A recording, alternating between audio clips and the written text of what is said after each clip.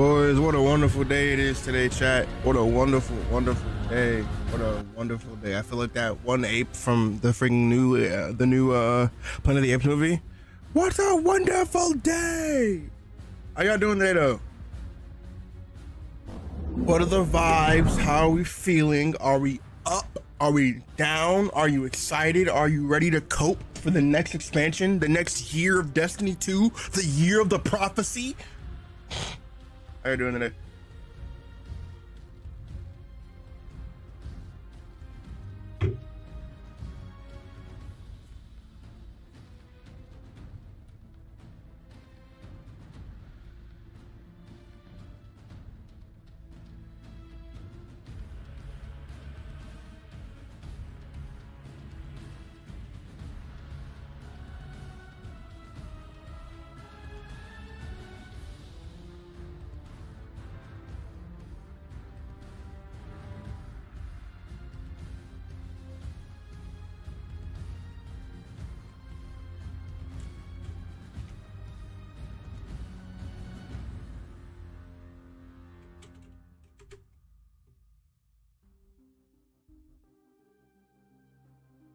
Man, I can't have nothing today. No. Yeah, we got like 16 minutes to kill. So let's watch this GTA 6 trailer again. Bro, did y'all watch it? I ain't gonna lie to y'all, bro. I wasn't as hyped as I was for the first one for some reason. Maybe it's because I know it got delayed. Maybe it's because I know we're not getting into next year. But yeah, I don't know. I ain't really too happy. What do you got? A new riff for DBD? Let's see this. I want to watch this real quick.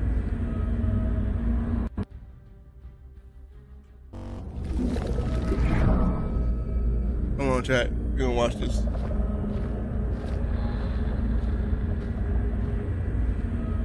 Okay, now look at that little nurse cosmetic. That's cute. Ooh, look at Hattie!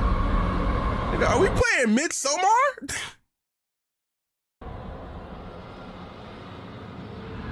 Are we playing Midsommar?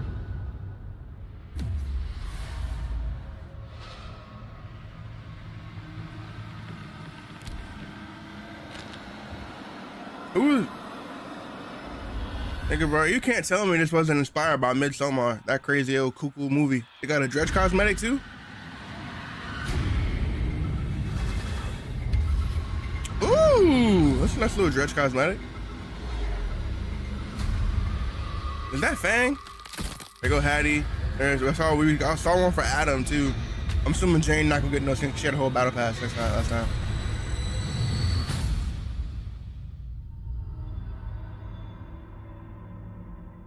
Yo, this Hattie skin is gas.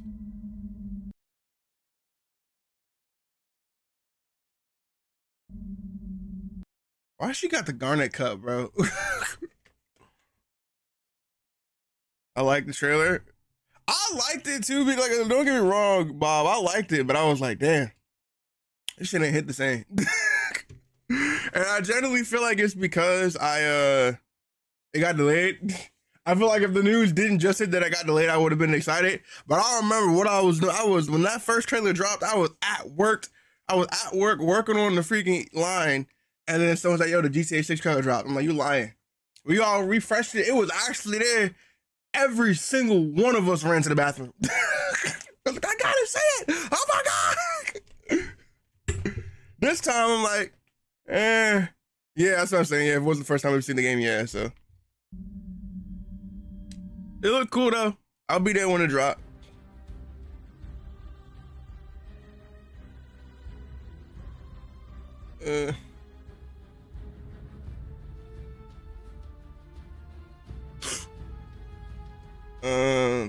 I might as well go ahead and take out the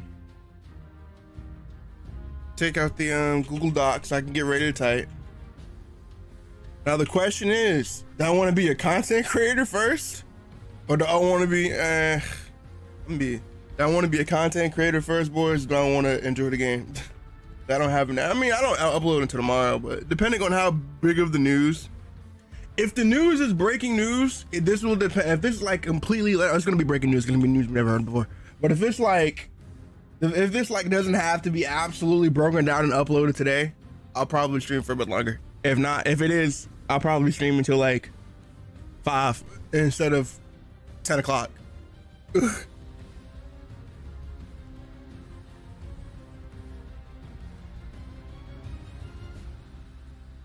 Protein shakes hit different.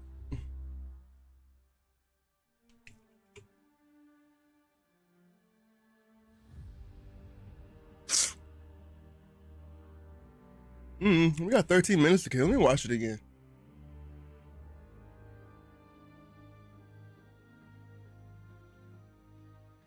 Yo, we got the DMR meta and Warzone again. Let's go. Woo!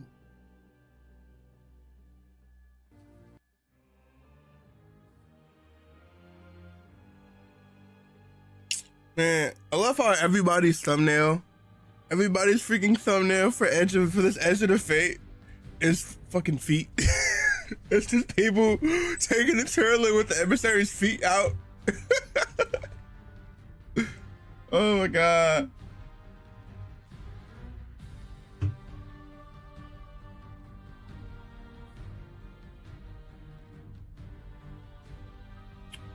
Oh my goodness, bro. They gave the people the gripper sphere. They really did, bro. And then they had the nerve to say like, hey man, I didn't know it was gonna be that big of a deal. Yeah, that. And then you over here got people contemplating like, did Dr. Lupo really cheat? In chess, I don't care. Granted, if he cheated in chess, people have been saying if he's cheating in chess, what other game is he cheating in? And that's a valid criticism. If he over here cheating in a chess tournament in front of the smartest, highest IQ people, some of the highest IQ people in the world that play chess, what else you been cheating in, Dr. Lupo? I haven't really been keeping track of that though.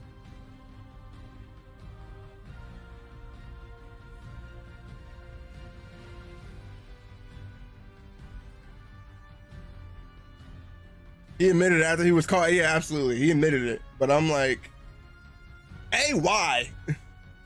But B, like I said, if he's cheating in this, what else is he cheating in?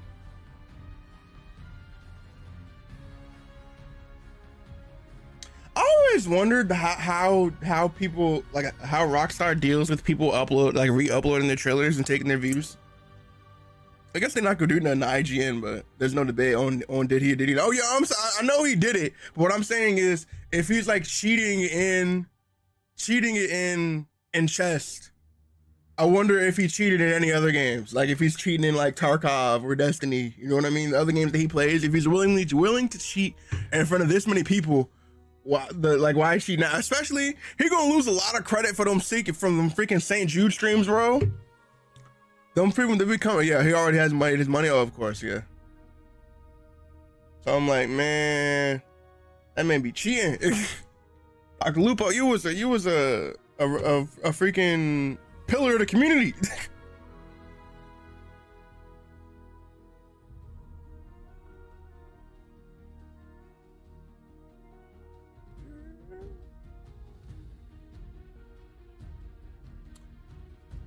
Hey man.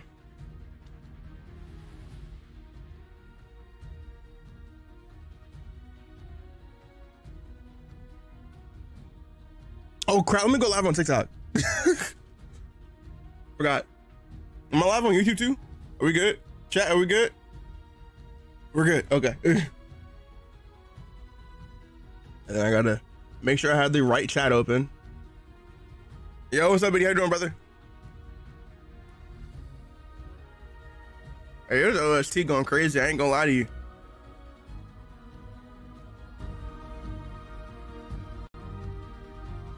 Y'all ain't know this how I'm reading my chat now, because I like it, but I might end up changing it. So this one allows you to it puts the two of them together.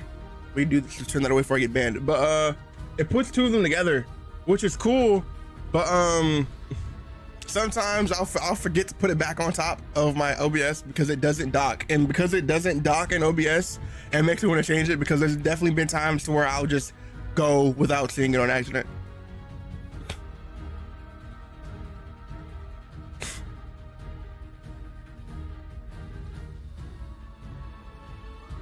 How y'all doing today though? B, did they drop the GTA 6 trailer? The second one, I mean. I won't let you dock it. No, this one, the one that I'm using does not have the ability to dock it, and that's why I'm kind of like wanting to change it away from something like a dock, because there's been times where I've forgotten.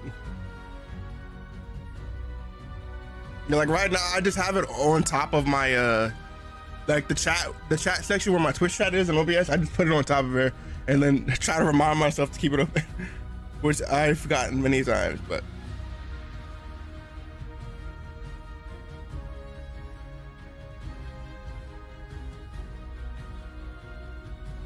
Eating a protein shake.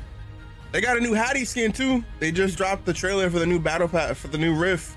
I ain't gonna lie to you, they did Hattie good. It looked nice. It looked real nice. I'll show you real quick. Hold on. Let me know you love you some Hattie.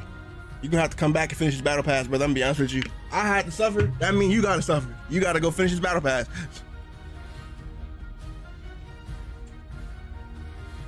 Oh shit, brother. There you go. I want to see if my chat was nice. This music going crazy.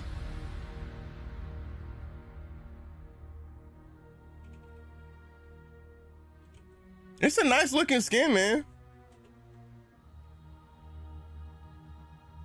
It give me like hella Midsommar vibes. It look like some straight out of Midsommar. I'll show you real quick. Hold on. Woo. That's Fang. We turn the quality. I don't know why. I should like. Should.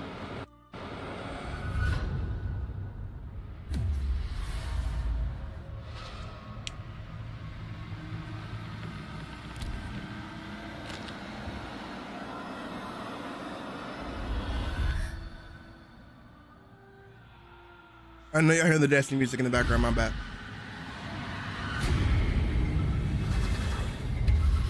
I think I skipped that the Hattie part. That's the new survivor. Look at Hattie. Look at her.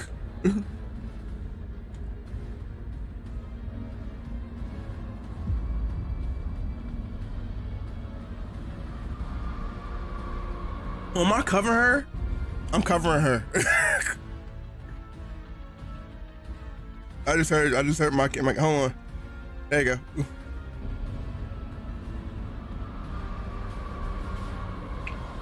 That boy, they finally gave my man Adam some drip, bro. My man Adam ain't have drip in years.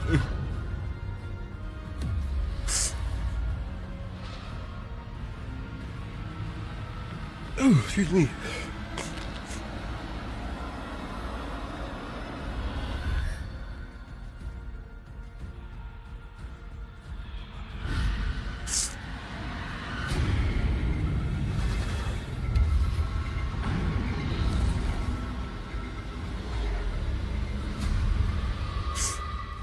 You can't tell me this whole battle pass got to be inspired by Midsommar, bro.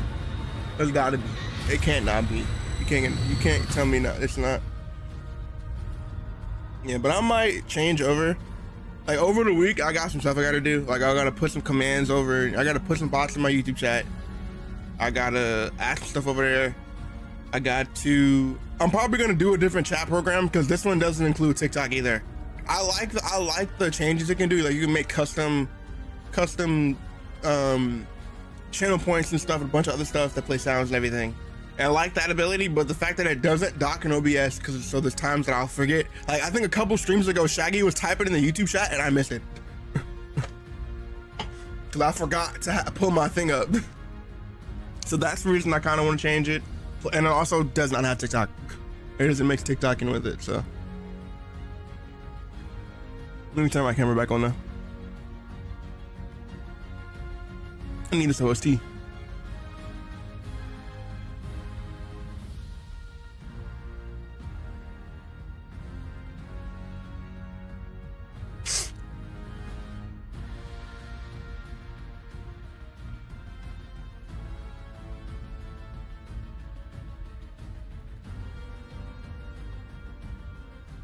I will say let's watch the GTA 6 trailer, but it's about to start, so we're gonna have to wait.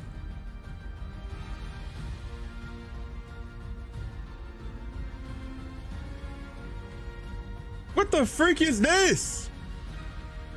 What type of B? Why DMG just post a picture? This shit look like he got a safe in his room. What is that? Is that the top? Is that like the camera sitting area? I don't even know what that is. I mean, not scroll through Twitter on live stream before I get banned. Y'all know it's comparatively unsafe to scroll on live stream on Twitter.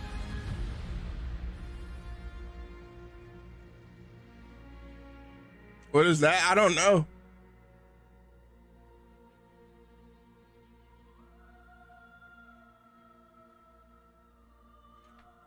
Oh, we got the Rocket and Squirrel Girl skin coming out soon in 3 days. And them Squirrel Girl people gonna eat that John up. Look like a prison. I'm assuming it's the camera room. By the way, y'all, if y'all are any at all interested in getting the freaking the new emblem, you guys are not gonna be able to get the emblem from here. You have to go to the official Bungie stream and link your account. So you link your Twitch to your Bungie and then watch it over there. So if you're looking to get the emblem, we can't watch it here. But if you don't care, I appreciate you being here, brother.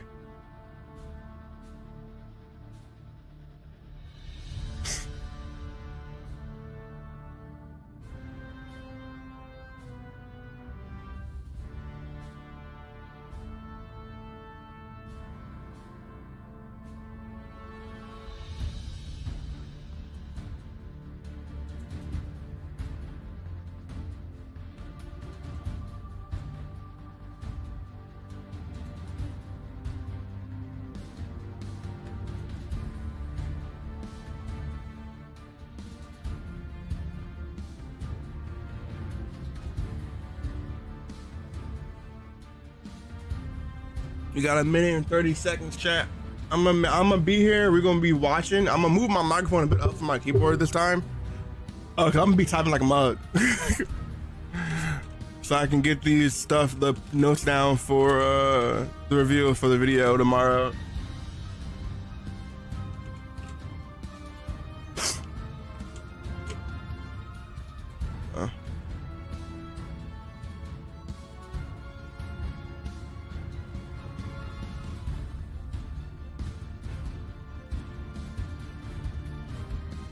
I'm gonna just record this.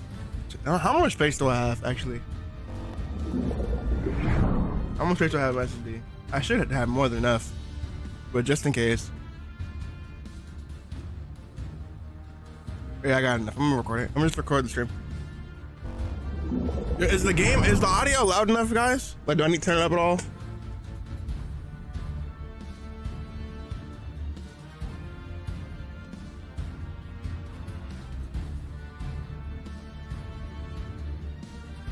I can try now. Be out. Hey, why am I John delayed?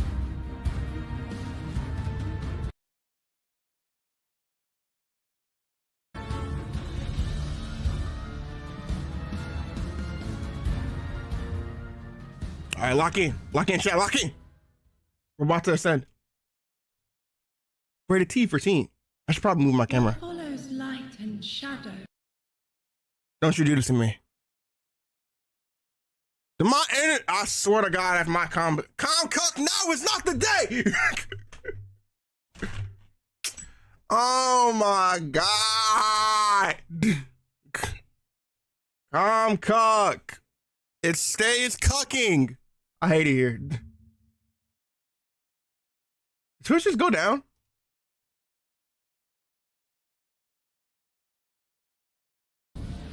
I missed it! Wow. I gotta watch trailer again. Freak! They remember how to thrive. But they have forgotten.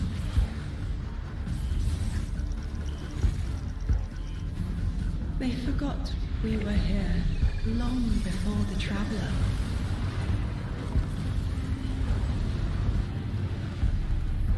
Forgot that they need us. But they are fated to remember.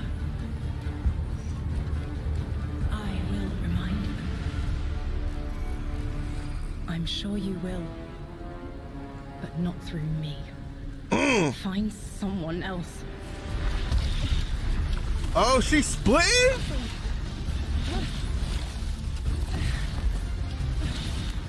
Oh, I forgot. We're getting the Guardian version of the Emissary back. Woo! Her and Drift are about to go way back. Is my own. I forgot. Someone pointed out to me that the Emissary is a Guardian. She just some stupid shit.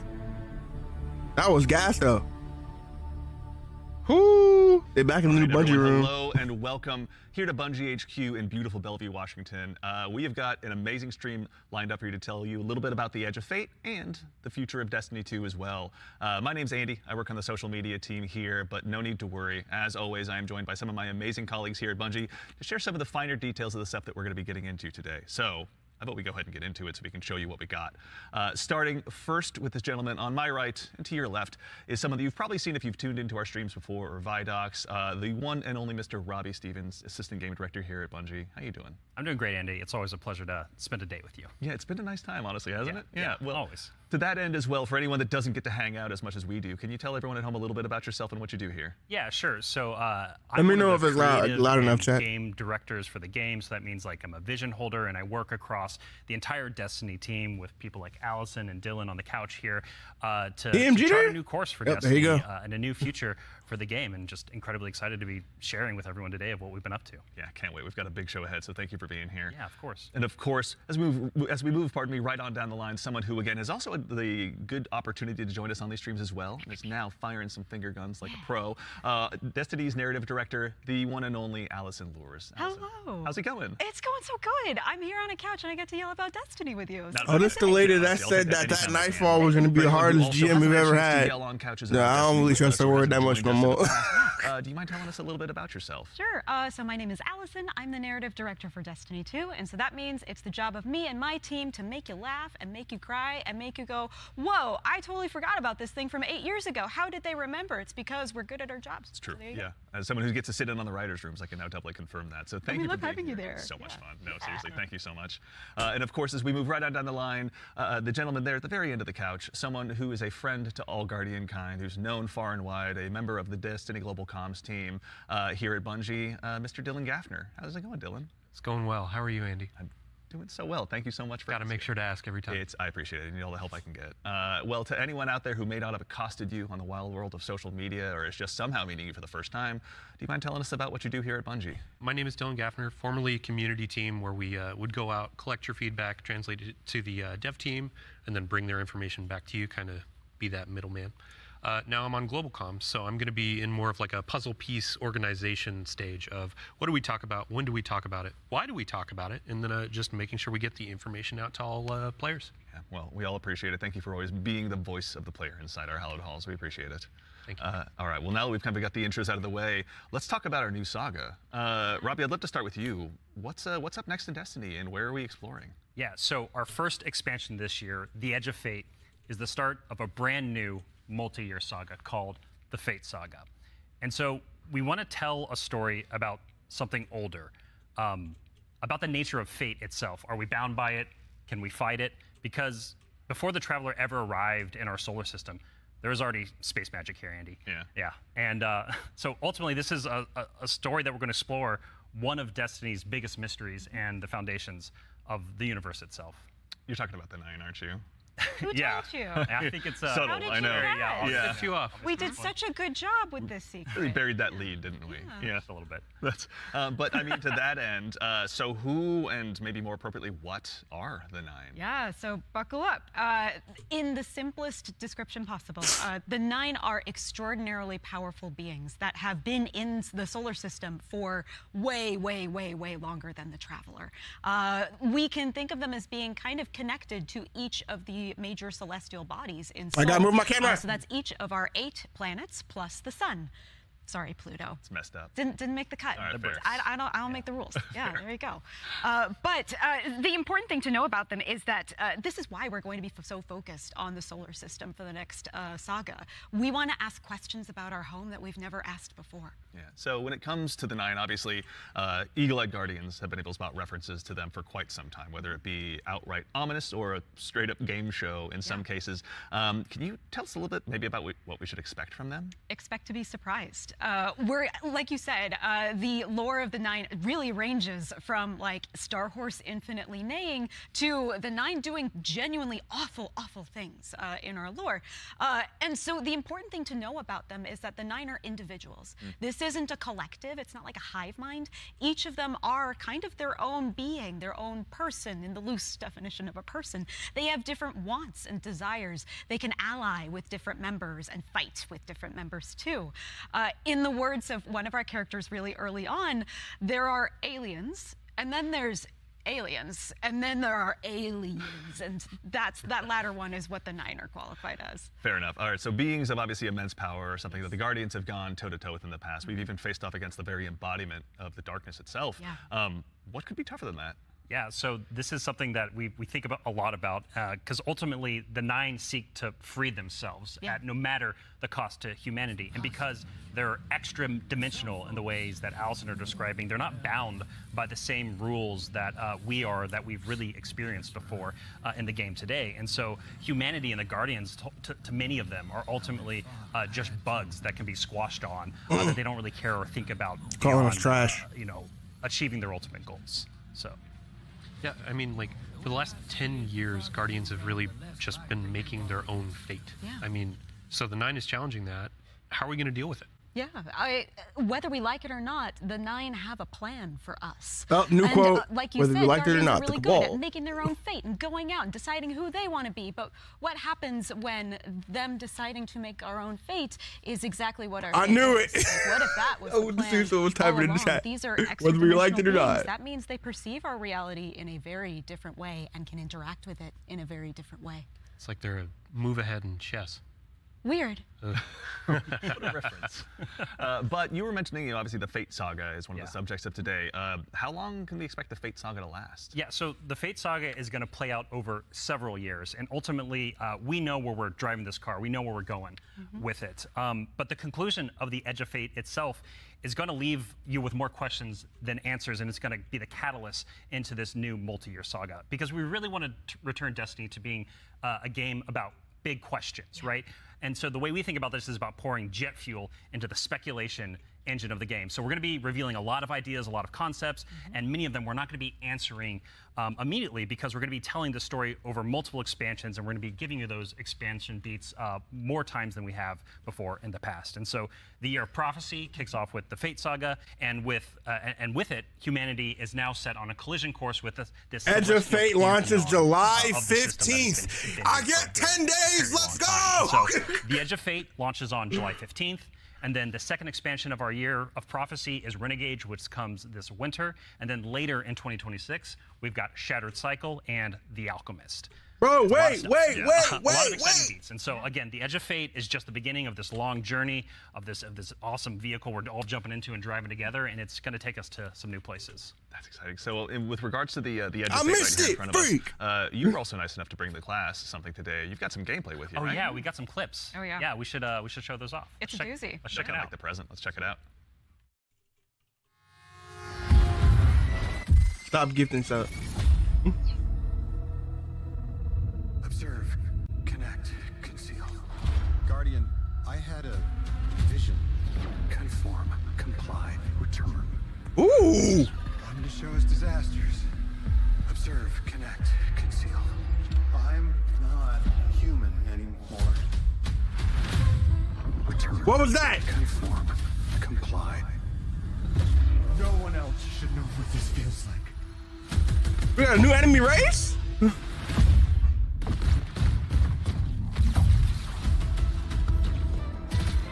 They just look like a different version of Fallen. Enough. Oh, this look like an exotic. That Stacy's hand cannon look gas. Remove your scornful blindfold. Oh, there go No Land Beyond. Observe, connect, conceal, transform, combine. New arc aspect? Yo, if we really somehow some way get a new subclass, y'all gonna see me 8.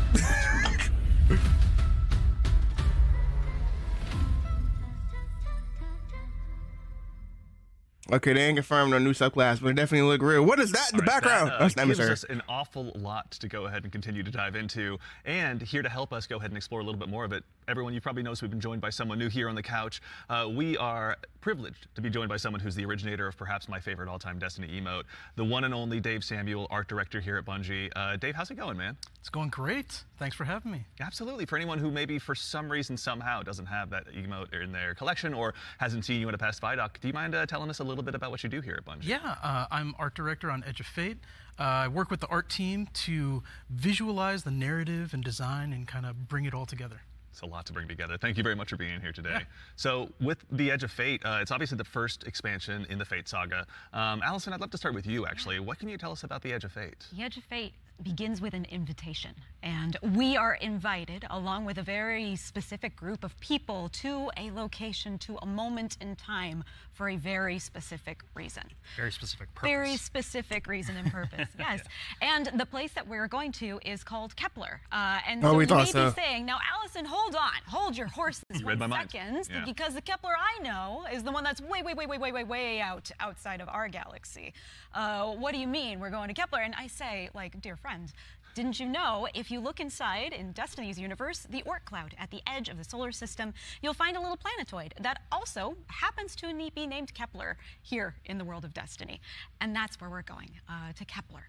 Super exciting. And this is kind of a, Robbie, we were talking kind of before the show. This is like like a first taste of something new, right? Yeah. So what you're seeing. I tell you what, this don't look nothing like no other destination. Hold on. Mysteries to uncover. They might have done something. This whole destination is about exploring a labyrinthian world that took inspirations from things like Dreaming City, exotic missions, dungeons, and it's wrapping it all through a Metroidvania expired experience. And so at the heart of all of this, at the heart of the Edge of Fate, is a player-driven exploration and discovery of an exotic world with brand new abilities. So actually to even just maybe dig a little bit deeper, like how is the Edge of Fate going to be different from past expansions that we've made for Destiny? Yeah, so at the global scale, when we're thinking about expansions and the Year of Prophecy and the formula of Destiny expansions going forward, first off, we're doing 2 expansions a year instead of just 1. And think of each of these expansions as a little bigger than something like a Rise of Iron from D1. And so both of these expansions combined are going to be even more expansion content than we've done in the past. And by delivering 2 of these a year,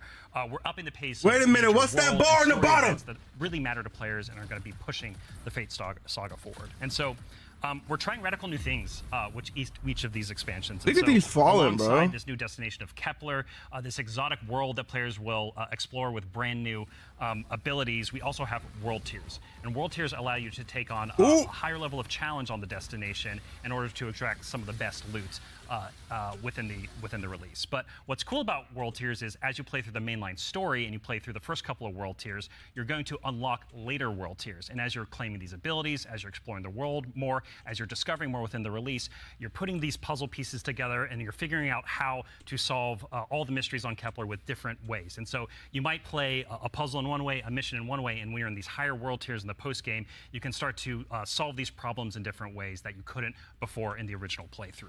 And so alongside all of this, we're also going to have a ton of quest content that we're rethinking about how we use within the game. And so on Kepler, there's some non-linearity within the destination itself. And so with a lot of our side quest content that is related to the critical path, but you don't have to play it. It's there for you to explore. It's driven by your discovery of the world. You're out in the field, you discover something and you pick it up, and that's going to help you explore the characters in the world of Kepler more and go deeper on that story. And so, yeah, again, this is we all see about you over here teasing New Land Beyond. Go ahead and give it back. Leech was true. Over the last 10 years. And some of them are really strong, but they're due for some experimentation and some radical changes. And so that's what you're seeing here with the first taste of the Edge of Fate. Very cool. Yeah.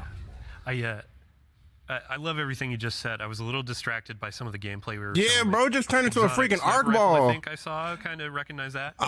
Man, a special weapon.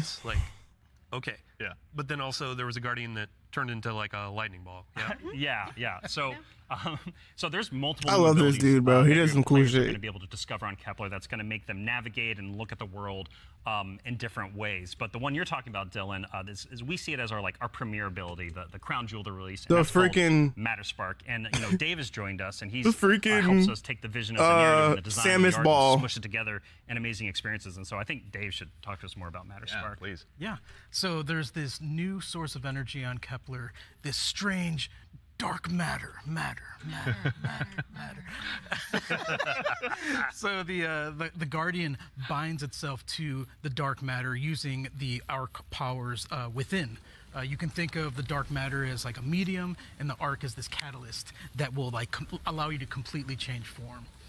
Transforming into Matter Spark lets you squeeze into tight areas, race around areas, jump over stuff, and it also is it just not for Warlock? I guess not. Into this basically electric rolling ball of death, jolting and shocking enemies that come across your path.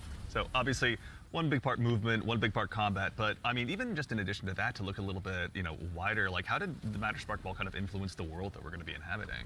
Yeah, the team really had to rethink what it means to build a destination with these abilities in mind. A simple hill becomes a ramp to get to a new space.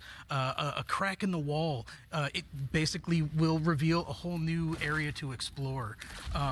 It's also a new way to engage with enemies. Instead of taking a bunch of enemies head on, you can find a Matter Spark pad, transform, turn into this electric ball of death, and then just start racing around the arena, dash over their heads, and flank from behind, and then really give the House of Exile on Kepler a bad new name. As well we should. It's a good House of Exile. Well. So what are some of the other Kepler abilities that we'll be able to unlock while we're out there as well? Yeah, so each of these Kepler abilities are a mix of dark matter and our Guardian's powers. So we have the Relocator Cannon, which is this new fallen dark matter tech mixed with void.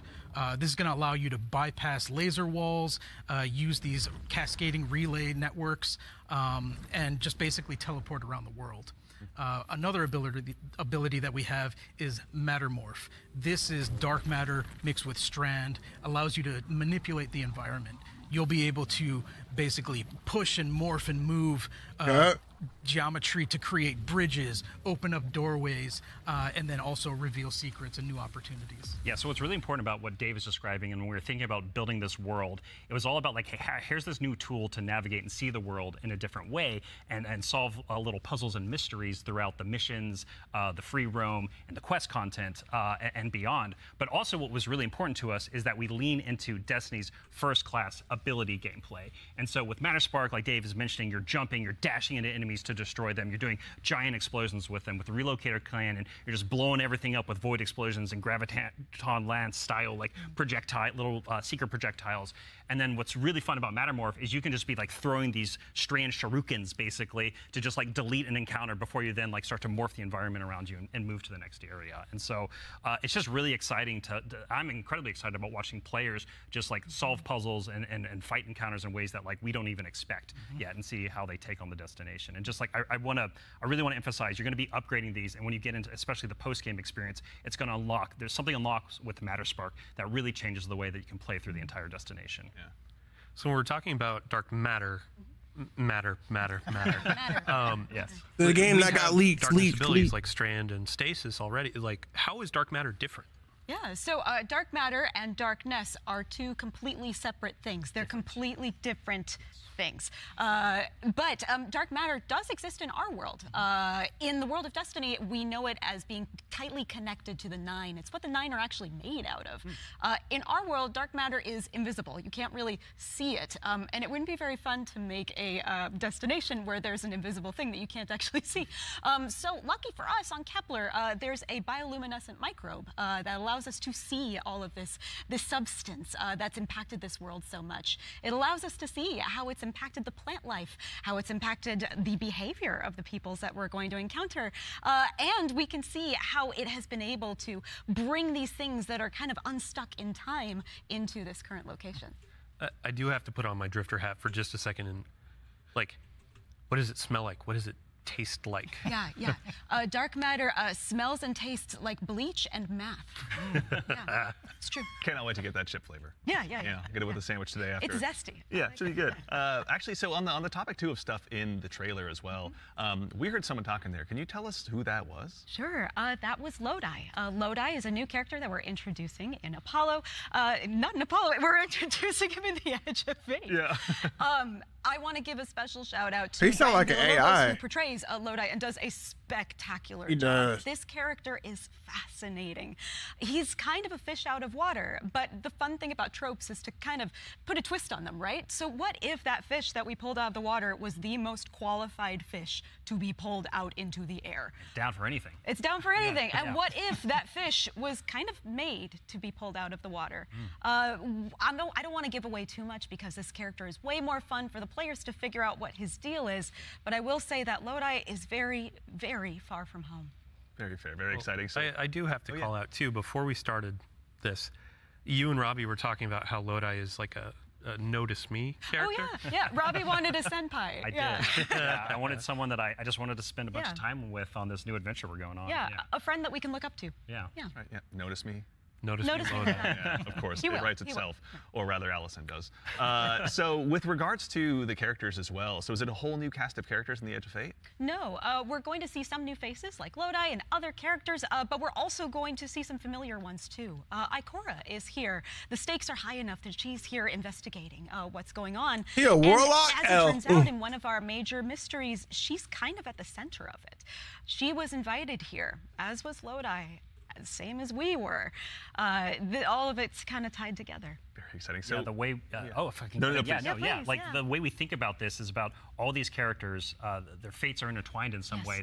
There's these puppet masters that have been pulling the strings for a very, very long time in order for everyone to get here at this moment. And so as a guardian and these characters involved, they're going to have to decide if they're fight your fate. Like that's what we think about. For these individuals, that's what they're going to have to go through and determine about how they can stand up to this Listen, like new what? conflict that is surrounded by the Nine, because they are fated to be here. And what does that mean for them, and what does that mean for their future and the future of Soul itself?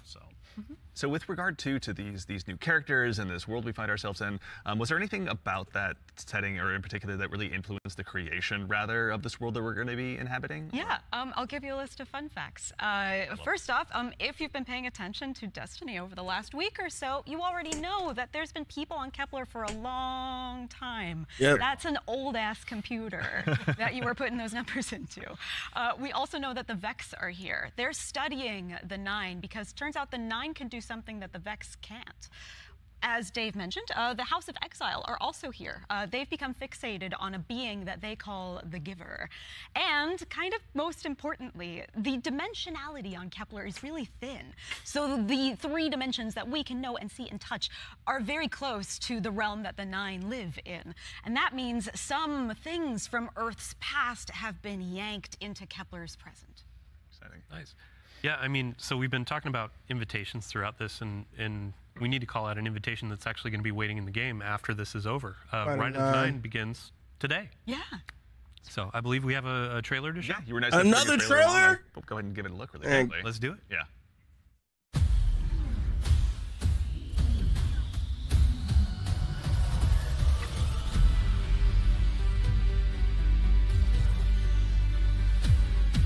Three dungeons beckon.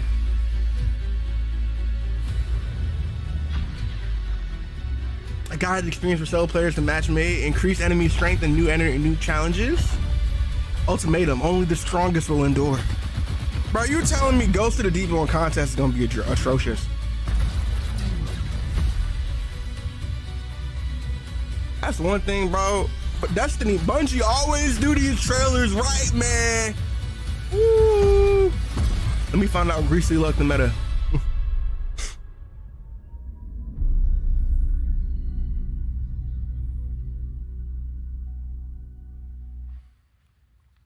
All right, so that's Rite of the Nine, which Yeah. is our essential prologue story. You know what, for bro? The Edge of Fate. And these 3 dungeons that are featured in this event are free for all players starting today. And so what's really important about this is that these dungeons are both for veteran dungeon crawlers, hardcore raiders. My live just got restricted. I hate TikTok, but bro. also My TikTok live just got restricted. Guardians who have never stepped into a dungeon before, right? What was really important for us when we were developing Rite of the Nine was that we are changing the formula on how we can think about how we can welcome even more people into these experiences. And so you're going to be able to go in solo, buffed up, and explore a dungeon by yourself, or go in match made with other fire team members shoulder to shoulder for the very first time.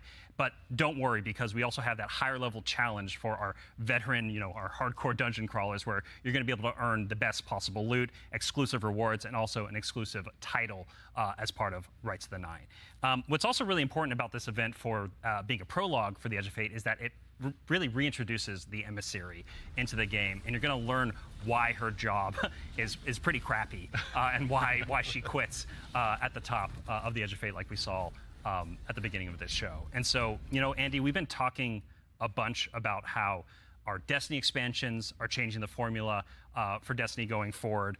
So now I think it's time for us to start talking about how the core hobby of Destiny is changing going forward, the day-to-day of playing Destiny, week-over-week experience. And we've got someone else on the couch here to help us talk about that. We have an expert in that very subject now who's gone ahead and joined us on the couch. We are now joined by the one and only Mr. Ben Womack, creative director here on Destiny. Ben, how's it going, man? Hey, I'm doing great. I'm really excited to be here. There's a lot to talk about. Yeah, seriously. There is a lot. Yeah, it's going to be a very good conversation we have coming up. Yes. But before we get into that, can you tell us just a little bit about what you do here? Yeah. So I'm the Destiny 2 creative director for the core game, or the core hobby, as we call it. Yeah. And it has to do with all parts of the game, everything from Edge of Fate, through our seasons, through the fundamental systems. And in particular, like Robbie was saying, I've been focusing on thinking about the kind of building blocks of Destiny 2 and getting those not only stood up, but also transformed and iterated on in some really exciting new places. Nice. Well, let's go ahead and just start at the top. Can you tell us a little bit about what the core formula of Destiny is changing and why? Yes. So I think I need to start with the why first, because it's important to think about what is Destiny, what is great about Destiny. And Destiny is best when you have awesome chases that you're excited about. You have really cool, powerful builds to make, and there's a mountain to climb that's right in front of you that you want to climb. You're like, I want that mountain. It looks pretty cool. And the thing that is not always true right now in Destiny is it doesn't feel streamlined as it could. Players don't have as much agency. We want to be player-driven. We want to be more rewarding than we are. Because right now there are barriers to playing Destiny in the best way. And those barriers are insurmountable sometimes. So think about that whole picture of, okay, what is the Destiny that we really want, that has been in the past, that we also want to get back to, and where we want to go for the future? That's where all the changes you're going to see have started, at their inception point. So it's a big piece of the pie. Massive updates coming across so many systems of the game, and this is that. Are we gonna get? I wonder if this is gonna be any more. To that same end, then, than what we already got announced a couple years ago. Easier, pardon me, to go ahead and just get straight into the fun. Oh no, let's do it, because that's exactly what we want to do. And the first thing you're going to see when you log into Destiny with Edge of Fate, you're going to log in your character and see your ship in orbit. It's going to say, it's not going to say Open Director. It's going to say Open Portal. And the portal is our new front page of the game. We're trying to get you to the fun as fast as possible and as few clicks as we can. We even have Edge of Fate there in the corner, so that it's right immediately there. No fumbling around with the map to get to it, really. And we're also taking other big parts of the game, the ritual game and for seasons, and putting them into these ops categories. So the idea is that we're having these different ops for different moods. We're having solo ops. We have a bunch of fire team ops. We have pinnacle ops, and of course we have crucible ops, still super important for the game. Yeah. I mean, to start up at the top, can you tell us a little bit more about what solo ops is? Oh, yeah. So solo ops is exactly what it says on the tin. It is a bunch of activities that are made for solo players. And the conception point of that was, I'm glad they're adding this. I ain't gonna lie to you. Players who have a smaller amount of time that they want to play in, and they don't necessarily want to have dependencies on other players, but they still want to get in there and play for 10 to 15 minutes and get some real progress. Yeah, get some loot. Yeah, get some loot. Yeah. Get some loot and get your character forward and feel like, yeah, no, I played some Destiny and that was great. And even if you don't feel like playing with other people, that's fine, because we have an activity type that is designed for one player. Excellent. So, I mean, to that same end, what are some other ways that we can play and have fun using Portal as well? Yeah, so Robbie actually has a great way of talking about this. So. Yeah, some of the North Star that is what we talk about when we were developing the Portal early on was like, where are we headed with this thing? And ultimately, it's play your way. It's giving players more agency, more. So they went over this a couple years ago during when they talked about it, like after Final Shape came out. And yeah, I'm glad about this. I think it's might have been before Final Shape actually. It's now all available to you in the Portal at your fingertips in one place. It's really easy to find, really easy to jump in. Anything you play inside of that category is any of those categories is gonna help you make progress. And so, because we want Destiny to be welcoming not only to new players, but also old players who are coming back. This armor looks cool, by the way. With the Edge of Fate. And we also want this to be like a new even playing field for everyone.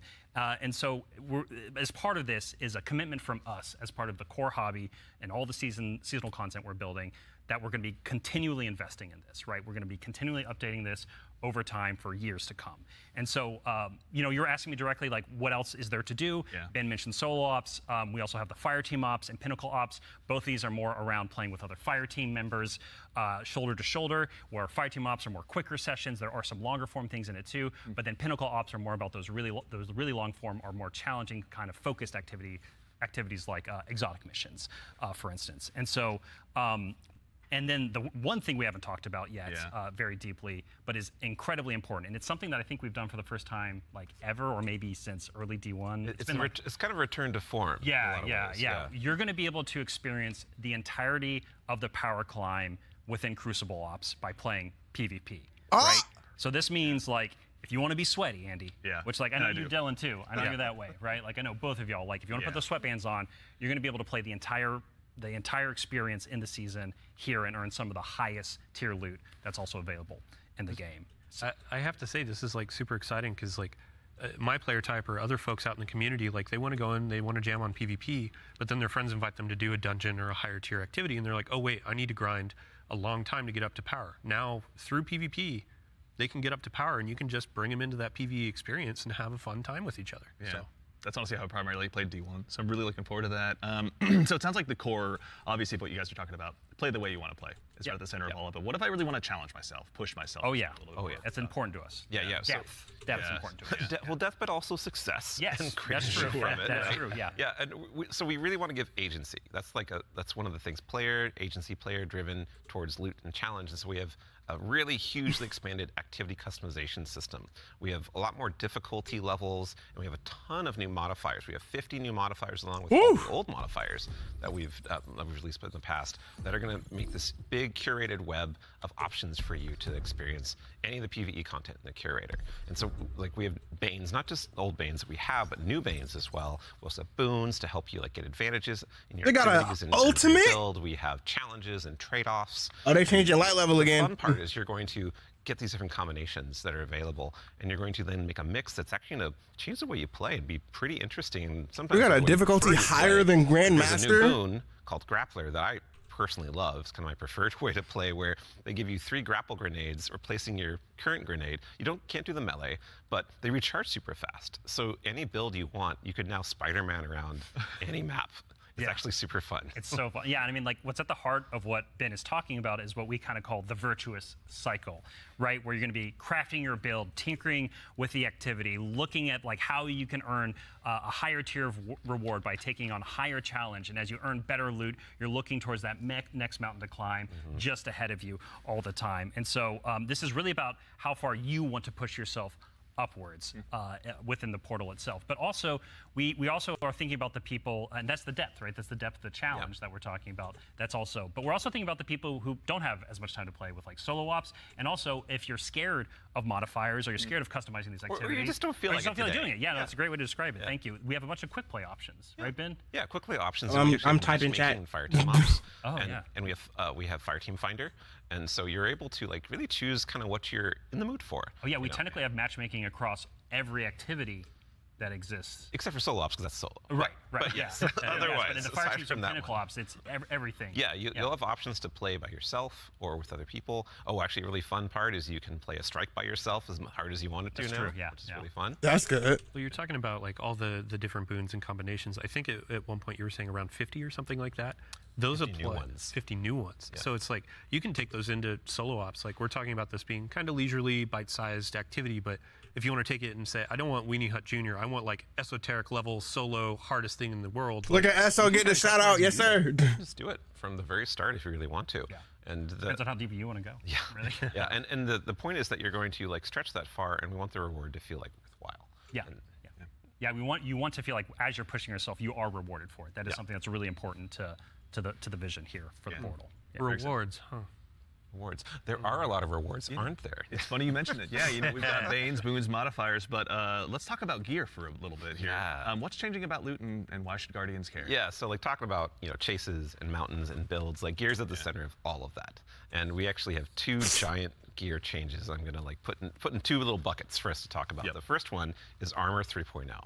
And Yes, the sir. next one is gear tiers. And so like talking about Armor 3.0 first, we are probably making the biggest change ever since Shadowkeep It's around huge. the system. It's Yeah, enormous. It's a huge change. Yeah, so like we're adding set bonuses, which is a long requested feature for all the new armor that you're going to be able to get at Edge of Fate launch, and we're redoing all the stats on armor. Where they can now like exceed 100. Go beyond 100. Go beyond 100 for extra bonuses. Yep. We're going to every single piece of new legendary armor that drops is going to have all the energy filled in, so you can build crafting right away, and it's going to essentially like. There's more features actually that I could talk about, but I don't think I'm allowed to yet. Fair. Well, something that we can't talk about too, you mentioned gear tiers as well. Yeah. Let's talk about that a little bit. Yeah, so gear tiers are very exciting because every single legendary weapon and armor that you can get is going to have 5 gear tiers, starting from 1 going up to 5. And like we have a 5 gear tier 5 piece of legs. Final legs blows with any armor rocket on launcher the grenade screen launcher right sprinted now. for a short And time you to can see gain that, like speed this gear. is like looks really cool with the iconography, but it also has a ton more stats. And oh look, what's that? Yeah, what's going on with the energy there? Yeah, the energy. Ben? Yeah, that energy says 11, Ah, and it's true. 11, yep. It's not a typo. Like energy is going to 11 for higher tier armor, and so if you want that for your build crafting opportunities, it does like give you some new options you never had before. You're gonna have to challenge yourself to get more higher tier armor and keep on going to get yet more higher tier armor to get those options. Yeah. And this is also not something that's just relegated to armor, right? When it comes to weapons, they're obviously getting their own refresh as well. Yes, yes. What's Destiny without chasing some? You read hot my mind. weapons? Yeah, like weapons seriously. are part of the player identity. You know, some people like have a gun that they love. You and got fashion, and then you have gunplay. that's right? true, though we do have fashion for your guns a bit now. Hey. well, so because once you reach tier 5 for your legendary drops, you're going to be getting tier 5 weapons, and those have unique shader treatment. It's like essentially a completely different look that's going to immediately identify Woo, to look at those you triple and others perks. that this is the highest tier gear of this drop that you can get. It's going to show on the weapon. It's going to show on the icon. It's even going to show when you kill enemies with that weapon, because there's unique kill effects for tier 5 weapons that you can turn on or off if you don't want it. But your gameplay will like show that no, yeah, the weapon that is being used is like the highest tier you can get. Yeah, Giver's Blessing, which I think we have on screen right now. This is one of the Kepler auto rifles, and I cannot put this thing down.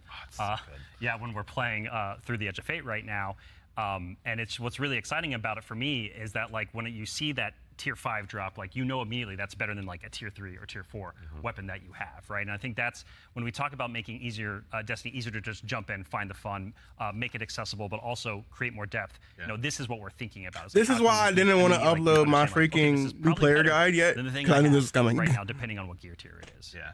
I mean, that's a good example of how Frames much time dropping. and effort is being put into these game systems to make them more like approachable.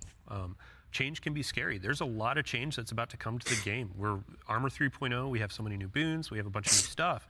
And after 10 years of Destiny, this is going to flip some stuff on its head. So, I mean, we're going to have a bunch of blog content. We're going to have interviews with Robbie, with Ben, with more folks across the team that have been working on this. And then we'll also be elevating our creator community when they're creating guides, all that kind of stuff. It's going to be a fun time. But, Hit me, Bungie. I need that. ultimately, a big shout out and thank you to all the folks that have been coming into our studio, giving feedback early on some of these systems so they can be more approachable. And we're That's what looking crosses that this forward to week. all the feedback that's going to be coming after launch too. Like this is again one of our first steps into something, and then the community and we are going to build something amazing. Yeah, and I can't stress enough how much feedback we've gotten from the community summits we've been running over the last year for the Edge of Fate, and just people reaching out to the community teams and others to us. Like your feedback is But you hit me up, invaluable. So, like, bro. seriously, like I'll thank you fly so out to much. Seattle. We're making this game together ultimately. Yeah, it's incredibly important. That shit ain't part of happening, the but if it do, process. though, Like, I don't think we would be able to make what we do without it. Yeah. Working with the community is obviously a core part. Dylan, huge thanks to you and your team, obviously, for helping to lead that charge. And in advance for the big blogs you get to write. And then also our social media team will go ahead and get out the door. So go ahead and give us a follow. I think, Ben, But you were saying you wanted to try to break the record for longest twid? I'm more predicting we are. Yeah. So It's not about try, it's just the state of things. it's going to be a multi-month journey as we head towards launch. So. yeah, be a good time. Yeah. But you know, Okay. we've been talking a lot about the core Destiny hobby. How does that extend into like how players are going to experience like a full year of Destiny? Yeah, so we've been focusing on improving and changing the formula of Destiny in multiple ways. And so progressing through the Fate Saga is going to be more meaningful with 2 expansions a year. We've been talking about how focusing our seasons and the Why does it on look like core the hobby of this Destiny and that this commitment yep to long list. continually This looks like the updating it. freaking And in addition, Star we're going Wars to have font. 2 free major updates between each of our major expansions coming in the year of prophecy and beyond. And so ultimately that means there's 4 big beats happening in a year, 2 expansions, 2 free major updates between those expansions. So what that means we're not doing is paid seasonal content anymore. We're not doing separate seasonal storylines. And this also means we're not building a bunch of activity content that basically just goes away and is less meaningful to the game after 3 months. So we're instead focusing all of that effort that used to go there instead into building up the core hobby of the game so the core hobby stays fresh and exciting, year round. And so ultimately, this means no more paywalls for seasonal content, and That's also great. these major updates themselves that I'm signposting around right now. The size of them roughly and the inspiration for them we're thinking about is like Into the Light. Okay. So when you say like into the light, for folks that aren't out there, like what for a major update, how big is that? Like how do you encapsulate Yeah, that? so when I say Into the Light, a lot of this is like the inspiration of what it was. And with Into the Light came a really cool theme that wrapped around all the new stuff we were building within it, but also a lot of the reprise stuff as well. And also, with it came Onslaught, a new type of activity. It came with reprised exotic missions and a rethinking of how we could do like a rad style event, a raid event Raid with event. the Pantheon. And so for our first major update coming a few weeks after the Edge of Fate launches, we've got Ash and Iron. Right? And so with Ash and Iron, we're going to be returning to the Plague Lands. Returning to the Plague Lands. The Plague And Lands. so that story is going to pick up from where we left off from the Edge of Fate. And with it, we're going to have a new activity called Reclaim, a brand new exotic mission, new types of pinnacle ops entering that for the first time, as well as, of course, what's Destiny without loot to chase? We've got new gear, new rewards, and 2 new exotic weapons as part of Ash and Iron as well. And again, this major update and the season, all the seasonal content going forward is free for all players. All the activity content that exists in the portal, that's free to play. Very nice. So even to actually go one quick layer 2 deeper on seasons as well, what are some of the cool things that we're going to be able to do with the season that's launching alongside the Edge of Fate? Yeah, Ben has been working on this space with the team for a while now, so I'm going to kick this one to him. Yeah. Yeah, so we're trying to make any time the best time to hop into Destiny. Yeah. And one of the ways we want to do that is we want to invest in events that are like accelerating the game and enhancing every part of the game, but also bringing new cool stuff. And actually, we've been working on this so long, we actually have some new cool stuff coming before the Edge of Fate. It's a special little treat. Yeah, special little treat. So this Friday, you can play a little event, maybe you've heard of it, called Heavy Metal, which is Tanks versus Briggs, a new PvP mode. It's super fun. I would kind of wish I was playing it right now. I already know not gonna about lie. this. So I can write this down. But the thing that people at home don't know is we have a new reward. That's a unique thing in Destiny if you invest in this event, if you go and play it. And it is a free-to-play event. So this reward is free-to-play. It is a new combat vehicle that goes in your Sparrow sled, combat Sparrow, if you will, called the Griffin. And this is a really cool, like, combat-ready vehicle you can take anywhere you can summon a Sparrow. You can summon it and use it to fight your enemies and just have a really good time. And there's some really cool there's some really cool build crafting things with this vehicle. We get I don't want to Sparrows spoil is it now, dead. but I'm super excited for it. Sparrows is dead, bro. It's only Skimmers and Griffins now. What was it? Skimmer is Flash and the Griffin is Splash. There we go. The dad joke quota has been met. We got to get one in. Absolutely, yeah. But that's not all, right? Man, like, you've got more for us, don't you? Oh, yeah. So, like I just said, there's more events that we've been making. There's one that's going to happen right after the launch of Edge of Fate. It's called Arms Week. And it's a 1 week long event, and you're going to be focusing on one weapon archetype in Arms Week whenever it comes around. And this one is going to give you a new legendary weapon of that type. It's going to have some volatile mods that are there for the week that are going to be super interesting and fun to play with, and some focusing you can do. But you know, there is a problem when you say this event is going to be about weapons and about using them. Yeah, you got to have a place to test all that out. Right. And so I mean, I've been doing that in EDZ this whole time. I don't know about the rest of you. Those poor dregs. Right? Yeah. But there is a new way now. We have a new feature, firing range feature that is being added to the game with Arms Week. It is the shooting range. The shooting range is being added to the tower. It is a now permanent addition to the game with the launch of Arms Week. We're not taking it away. And you can go there and you can try out everything in your kit, everything about your build, with all sorts of simulations of different kinds of enemies and situations, and it's all real damage numbers. It's like it's even got a scoreboard. It's even got a scoreboard for you right there. And your fire team. Yeah, your whole raid team can go down into the shooting range and try out, like, see exactly how well you're going to do for some kind of boss at this range or with a strategy. Yeah, who can do most of the damage, right? Yeah, well, you're probably going to know. He just got an ignition off of Sunning Dude. A shooting range, like you can go beyond the firing line and use your abilities too. Yeah, you totally can. And like if you wanted to, you could even take in Prismatic and pop Transcendence and try that out. And you know, well, I think the reason why we're not seeing that right now is because it's a Titan. Yeah, it's a good soldier. Yeah. Standing on that firing line. Yeah, standing on the firing line. All about building that line and standing. Okay, but they're not talking about this freaking bar at the bottom where you could generate heavy and special ammo? That would be a really good tool. Like, as we're adding all of these different systems with gear tiering and all of that, you can go in and check those damage numbers in real time. Like, how do my stats change? How are these different gear bonuses going to affect my gameplay? You can see it in the tower now. Yeah. And while we're talking about weapons, oh yeah, well, one more thing, right? Yeah, no, there's bro, one more thing. I thought this was Arms Day from freaking D1. I loved Arms Day. And the holiday events are coming up. Where Solstice is right around the corner. It's summertime, right? It's summertime. Summertime is Solstice time in Destiny 2. And Solstice has some really cool twists and such that we're planning, but I'm not going to talk about that right now. I want to show you all the new hollow foil treatment we have for Solstice weapons. So here we go. Ooh. This is the hollow foil treatment for Solstice in 2025. It is so good. It's amazing every time I look at it. It is an ocean and the line. Yeah, we put the ocean on a gun. How did we do that? It's beautiful. I love it. And any kind of weapon that drops for this event can have a hollow foil. Yeah, no so it could be tier 1 or tier 3. Yeah, any weapon can have a hollow foil. Yeah, the tier 5 hollow foil. Ooh. You know, like that's gonna be a chase. Our other events will also have hollow foils. Yeah, like Arms Week. You're talking Arms Week will have its own hollow foil treatment. Like every event, a major event we have, will have a hollow foil treatment. The holidays will have their own kind of special one, but yeah, Arms Week will have their hollow foil drops that you can farm as well. Super exciting. No, it's going to be a good time. I'm going to have way too much stuff to chase down, so appreciate you guys putting all the hard work in, obviously, for that.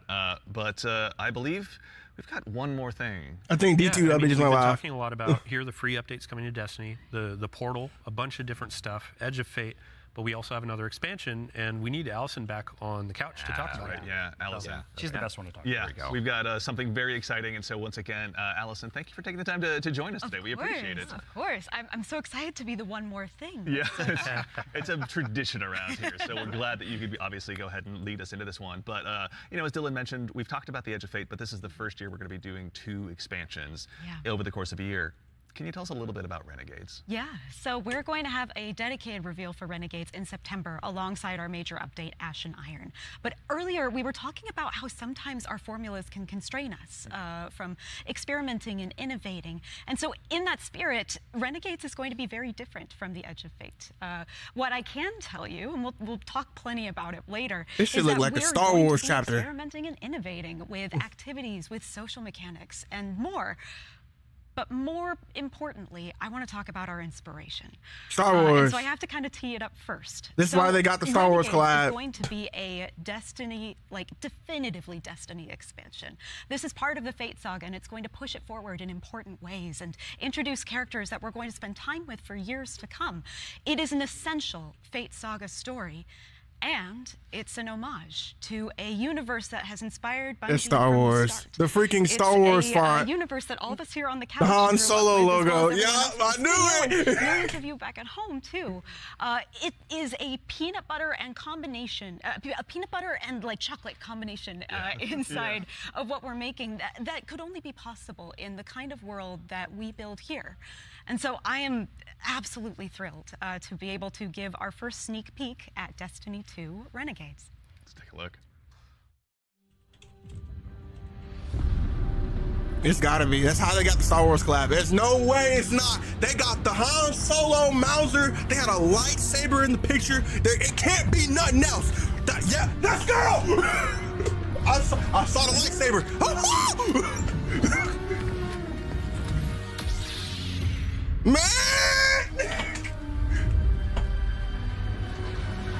Man, are we gonna be racing on SRL on Tatooine? Man. Okay, Robbie, what did we just see? I will be there. So that's Day Renegades, one. which is coming out this December. And to really drive it home here, Renegades is a one-of-a-kind Destiny experience, right? And just like we on the Destiny team have taken inspiration from other genres like dark fantasy or cosmic horror, Renegades takes the space western vibe and aesthetic that is Star Wars, and it puts it through that Destiny lens. And ultimately, it's created a new lawless frontier that is emerging within Seoul. And so, like, we're so excited to show Renegades off a little bit today and to be talking about it more in the future in September alongside the major update with Action Iron. I ain't never leaving this game. On Rite of the Nine. And I don't even what's like right Star around the Wars corner like that. with The Edge of Fate. Absolutely. No, I heard a lot of calendars get marked just now on September, but Hopefully. no, super excited to share more of that in the future. But that actually leads us to the conclusion of today's show, which again, we covered a lot. There's been a lot today. Yeah, this has been a big show, honestly. No, we went through a lot of it. So let's go ahead and quickly double check. We obviously went through, and the Year of Prophecy, pardon me, is going to go ahead and kick off on July 15th. And this kicks off a brand new multi-year Fate saga and our new focus on the core hobby of Destiny. Man, we really got a Star Wars collab. It's going to be launching again Another on Star July Wars 15th, 'cause I know collab. It's raid launching on July 19th. Okay, hold up. Yeah. So you're going through a lot of information. We already covered that. Oh, yeah. But like, you can't just sneak in a raid date. We have a new raid coming with the expansion, July 19th. We're going to have a bunch of blogs. We're going to have the rules, regulations. all Oh, that you kind of stuff gotta for be our raid kidding me. race. No. We invite everybody to come in, try to go for that world first title. Oh, it's a Saturday. Yeah, I mean, just stay tuned for more details. We're not going to spoil anything. It's a raid. We got to keep it secret. Yeah, But, absolutely. Yeah, everybody mark your calendars. Yeah. Bungie.net is the place to go ahead and learn more. And again, follow our social media channels. Do us all a favor. Bro, that's in the addition to day that, after my again, mom's as we know, retirement Action party. Iron, our first major Freak. update Oh, will be launching wait. on September 9th. Renegades. Wow. Very exciting. Will be launching in December. And then keep an eye again on our social channels. We'll provide all the updates once they're available. But as far as today goes, the Edge of Fate and the entire Year of Prophecy pre-orders are available starting right now. Now, pre-ordering for starters, the Ultimate Edition will go ahead and unlock the New Land Beyond. New Land Beyond, that exotic sniper. Ooh, I can't wait, man. I can't wait, same, honestly. That'll be unlockable in addition to several other goodies. And also, we've also got a collector's edition that'll be available. They really got General Grievous, bro. An awful lot of very cool stuff, including this cool statue that you may have noticed here that's been sitting with us on stage. This dude look cool, bro. But I'm not spending $275 on it. Is there, Allison? We got the writing team got a little excited on this one. We put a lot of lore goodies into this collector's edition. So like that weird metal thing, that weird envelope, boy, weird. Wonder what's up with that. Just decorative You should points? probably read it. Yeah. Anyway, we're gonna do a dramatic reading as soon as Yeah, we should go downstairs immediately after this. really Oh, yeah. Right after this. Count me in. And then again, too, as far as today goes, Rite of the Nine. This is the essential prologue to the Edge of Fate, and like all of our events moving forward, is going to be a free to all players. So make sure and go ahead and check that out when that arrives. And before the show wraps up, make sure and stick around for a little bit longer. We're going to be rating our good friend Sammy Cat as well. So go ahead and give her a follow. Tell her we said hello in chat. Pardon me. If you have any Twitch Prime subs or anything like that, go ahead and do us a favor. Drop it over there and check out her stream. She's going to be having a good time. But that concludes it for us here today. So for starters, huge thanks to my teammates here for joining me. Thank you, Andy. Thanks for having us. Absolutely, yeah. Robbie, Allison, Dylan, of course. There we go. We got Ben and, of course, Mr. Dave Samuel. Thank you all so much for being here today. And then, of course, to the crew that puts all this on. This doesn't happen by accident. Thank you all so much for all of your hard work and dealing with me in the last couple of days. And, of course, to everyone at home, to all of our guardians out there in the community, thank you. It's a tremendous privilege to get the opportunity to share what we've been working on early. And it matters only if you guys show up and join us. So we really appreciate it. We hope you enjoyed. And otherwise, in the meantime, until we see you again, take care of yourselves, take care of each other, and we'll see All-Star side. Okay, overall, this is a great stream. I'm excited about this. I'm excited about the future of Destiny, especially since we got this freaking Star Wars collab after the Star Wars collab we already got. But what I will say is, this is great. I'm real excited about it. But man, this could have been a blog. They could have, no, actually, no. Because the Edge of Fate stuff, all the stuff they didn't talk about was great. But a good portion of this stuff was in the blog post. If you guys actually took the time to go read the blog post that they dropped talking about that final shape was not the end of Destiny, they talked about the world tiers, the modifier changes, the armor tiers, the upgrades that we're gonna get. They talked about all of this, so we knew already. But I guess they're like, well, we're gonna go over it again because this was like a year and some change ago when they dropped this. But overall, this is amazing. I'm incredibly excited. They probably got all that money from the crossover with the Star Wars collab, and there's we're just gonna make a whole Star Wars season. I will be there. I'm not that big of a Star Wars fan. I probably won't be wearing those cosmetics, but I will be there. But overall, this is cool. I'm excited. Let's see if we can get an update out for Destiny. But I'm excited. I definitely do think they could have tightened up some of this. Some of this could have been a blog post. They should just kept going right at the 9. Edge of Fate. Some of the stuff changing, but like some of the stuff that they could have filled in with extras, they could have either explained it a bit more or not talked about it, because didn't they just say inspired by Star Wars? It's not an official collab, but Bob, they had a collab like this season. They had an actual collab where they had like the different stormtroopers. But I feel like saying inspired. I mean, I guess you could say inspired, but when you got actual lightsabers and freaking Han Solo's Mauser. Granted, like I said, you could say that for about anything though. So they can still say it's not the actual one, but it's inspired by it, of course.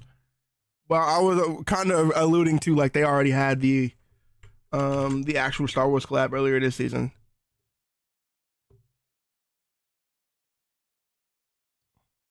Just give me 1 second. I'm checking to see. I think my computer just crashed. Great. My task manager just broke. I just think that it's cool. Some people were already saying like this is y'all did great. This is a great stream, but we knew most of this already, which is true. We did know most of it. But the people who are not reading the thing is, people don't understand that not everybody watches YouTube. Not everybody reads the blogs. And not everybody. Now, I know even small people, there's a small amount of people that watches. Okay, let's get this straight. Let's get my words correctly. It's already a small amount of people that watch YouTube that play Destiny, who like go out of their way to go people who play Destiny that go out of their way to consume Destiny content. There's a small amount of people who play the game. There's an even smaller amount of people who watches the TWAB videos. There's an even smaller amount of people who read the TWAB videos, who actually read the actual TWAB themselves. So, and TWABs in the articles. So I understand where some people are saying they went over this already in the article a year ago, but because that's exactly the reason why they went over it again in the stream, because A, it was a year ago. B, they've updated some stuff, so they got pictures, like they already updated it. Like they went over, like they showed the weapon tiers, the upgrades, the banes, all that stuff during that article. But that was A, a year ago, and B, people probably didn't read that article. Now, would I have been happy if they expanded on each situation and talked about it? Yes. But did they? No. And am I mad about it? No. I'm sure we'll get more articles. This dude said we're probably going to get the longest TWAB in the history soon. So I'm excited. But the people that are like, bro, why did they just go over the same thing again that they already been over? Skip over the stuff we already know about and talk about new stuff. Like comparing it to the marathon review. Don't get me wrong, the marathon review wasn't the best either, but like they're sitting here talking about things like we already know what's going on. and I get it, but not everybody already knows that, because not everybody reads TWAB. But that still doesn't make it good, I guess. And makes it understandable, but people are still not gonna like it. But yeah, power level looks like it's completely changing. They had power level, like we're going back down to like 500. I saw they had a bar that lets you build up heavy and special ammo and stuff. It looks cool. I just wish they expanded on that stuff more and not stuff we already knew. But I'm guessing we'll get more information about that later. But yeah, I'm gonna end the recording there, and then I'll get to scripting this later. And then, all right, so my Destiny's updating. In fact, it's already done. So we're gonna go ahead and jump straight into it. I'm gonna go see what Brother Kenduto was talking about. But overall, I'm excited. We over here dancing like we love Tatooine and shit, but I am excited that the freaking the fire range is coming. Too bad it's not coming into after the thing. Hold on. So DMG commented on Despero's thing. Lore Vidox, but that wouldn't necessarily solve the issue you're highlighting. We'd be talking for 4 hours. We have a lot to dive into. We have a lot to dive through now and launch. It's good. It's good to see so many questions and so much interest. What's this? What's that? We'll get you up to speed before July. Even more to discover post-launch. I get it, but like, man, there was some stuff in there that I really would like you to elaborate on, like the freaking bar system that they told. That I would have liked to. My headset just turned off. Oh, I would really want them to go over that. Some other stuff, but hey, man, we don't get upset. I ain't gonna say we don't get upset because we get the full right to be upset, but it definitely makes sense why people are like they went over this. Like that latter half of the thing was stuff we already seen. We already knew. We already knew this was coming. They already told us a year ago, so I remember all this. I made a video on it.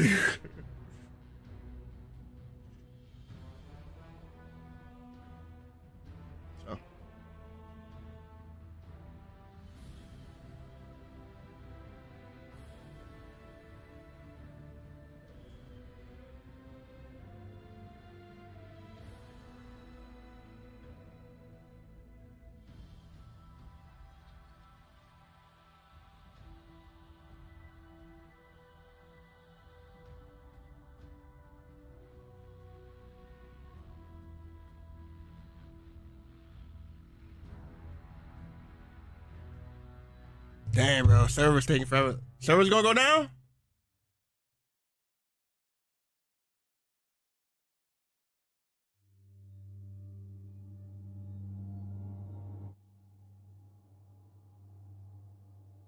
Oh, so they got the Titans is Darth Vader and the Hunt is General Grievous. Bro, okay, so we got a raid day on a Saturday. I will be there.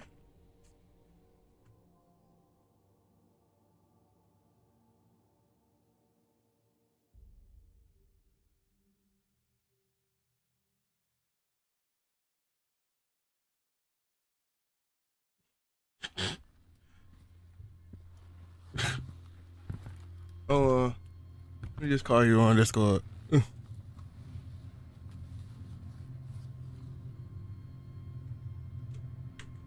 Grief's a funny thing. Some folks get stuck in it, frozen in place. It holds them hostage. And some folks. And then we got that.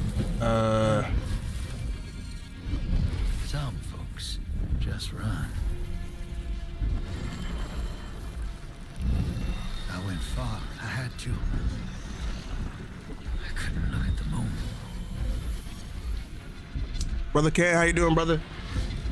The way I see it, the farther you run, the less likely Dog, you are to get Scarrow already complaining.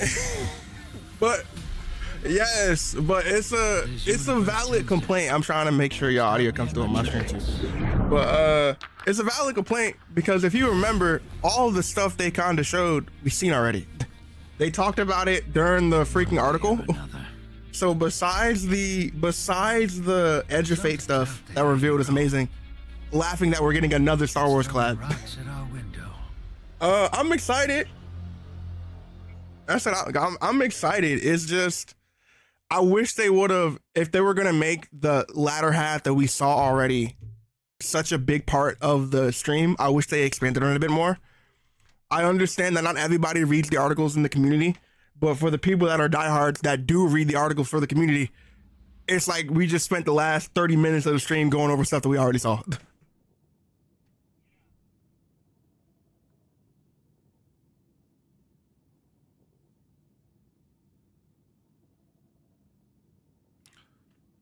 Yeah. So classic Sony, they leaked it on the PlayStation Store. They leaked the Year of the Prophecy thing on the PlayStation Store the other day. And what'd you say? I think it was like yesterday. I saw it when I was at work. When I got home from work, people was talking about it. But hold on. They had that, and then trying to fix it real quick. Where you at? 1 second. There you go. They had fixed it, but half of it was the Year of the Edge of Fate stream, and then the other half was a hunter holding a lightsaber and Han Solo's Mauser. Oh, so they kind of made it as like half and half, but like reality. Yeah. It was basically 90% of the Edge of Fate, and like. Yeah, and then a portion of it. Let me see if I can find it. Yeah. But because of that, it was a whole bunch of stuff, and it was like, wait, that's a Mauser, and I was like, wait, that's a lightsaber. Oh wait, that's Han Solo's Mauser. So yeah, they were. Yeah. So that happened, and I'm over here like, man, I like it. And Scarrow, like Scarrow said before, it's a valid argument. He said, this is great and all, but y'all are doing the same thing to where you're going over content we already know about, just like the marathon reveal. And y'all already know that was a problem, so why are y'all doing it again? And the thing is with Destiny, marathon is a bit different because they had to spend more time on it. Destiny is, they know their community. They know we watched it. They read we read the TWABs and stuff like that. So if they knew they were going to make a good portion of this article, stuff that we read, granted, like I said, it was a year ago. It was like, this is like that article, if you remember, and they was talking about the world tiers and stuff, that article that they launched a year ago, and they was talking about the year after Final Shape. And they go over the world tiers, the buffs and stuff, and everything that's coming. And I'm like, okay, we know this is coming. We know this is coming. This is great. And they expanded on it a little bit. But I don't know if you saw, they're adding, I don't know how it works.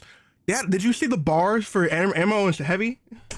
Yeah, someone in chat, I think Butt Toucher's crazy name, by the way. I think Butt Toucher said there was freaking the heavy ammo and special ammo bars. Yeah, they had that. They had the different set bonuses they talked about.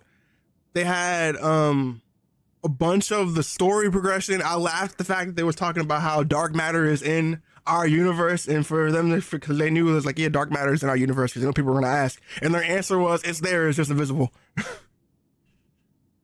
Which I thought was hilarious. They had to write something, man. Yeah, they had that. I'm happy there's no more seasonal paid content anymore, so that's good. Yeah, I think Remove Ghost in chat was very happy about that. Didn't have to pay more. It's cool. Someone in chat said there's new Star Wars stuff in the shop today. Yep. In Destiny? I'm checking right now. I was about to buy it. I was gonna buy the thing. The thing is, I'm the lore for Star Wars. I think you can actually buy the like the outfits, the Stormtrooper outfits. You could buy them again. I'm not seeing none in the store. The thing with me is I don't really have no allure towards Star Wars. I don't really care. So like, this is not gonna be like, oh crap, new Star Wars stuff, let's go. I was never a Star Wars fan to begin with, so the allure of having outside of the allure of having a lightsaber, that's really gonna be it for me. Yeah.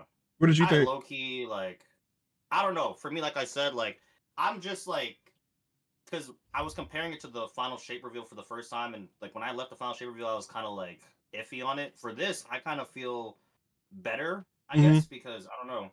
I just wanted like the mystery of Destiny to come back, and with this, it feels like it is coming back. Like they're going back in time. Time is reversing. I just feel like with them doing that gives us like a lot of questions. Yeah. So that's the main thing. I was kind of like, okay, well, how are they gonna address like we killed the witness? What's next, right? So with this, like this kind of narrative, I think there's a lot of potential. Yeah, I think so as well.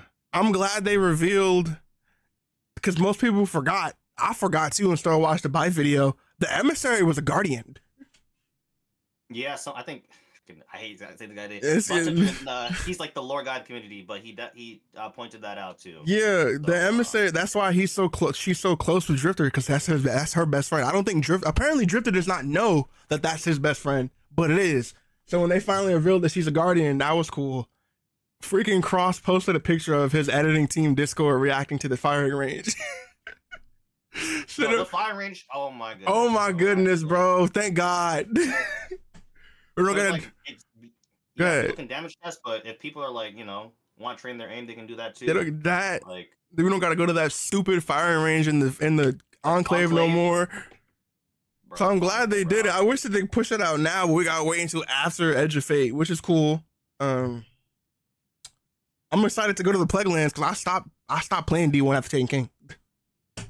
Because my friends had all left. Fair. So I stopped playing after taking King, so that would be cool to go back to. But yeah, I'm excited.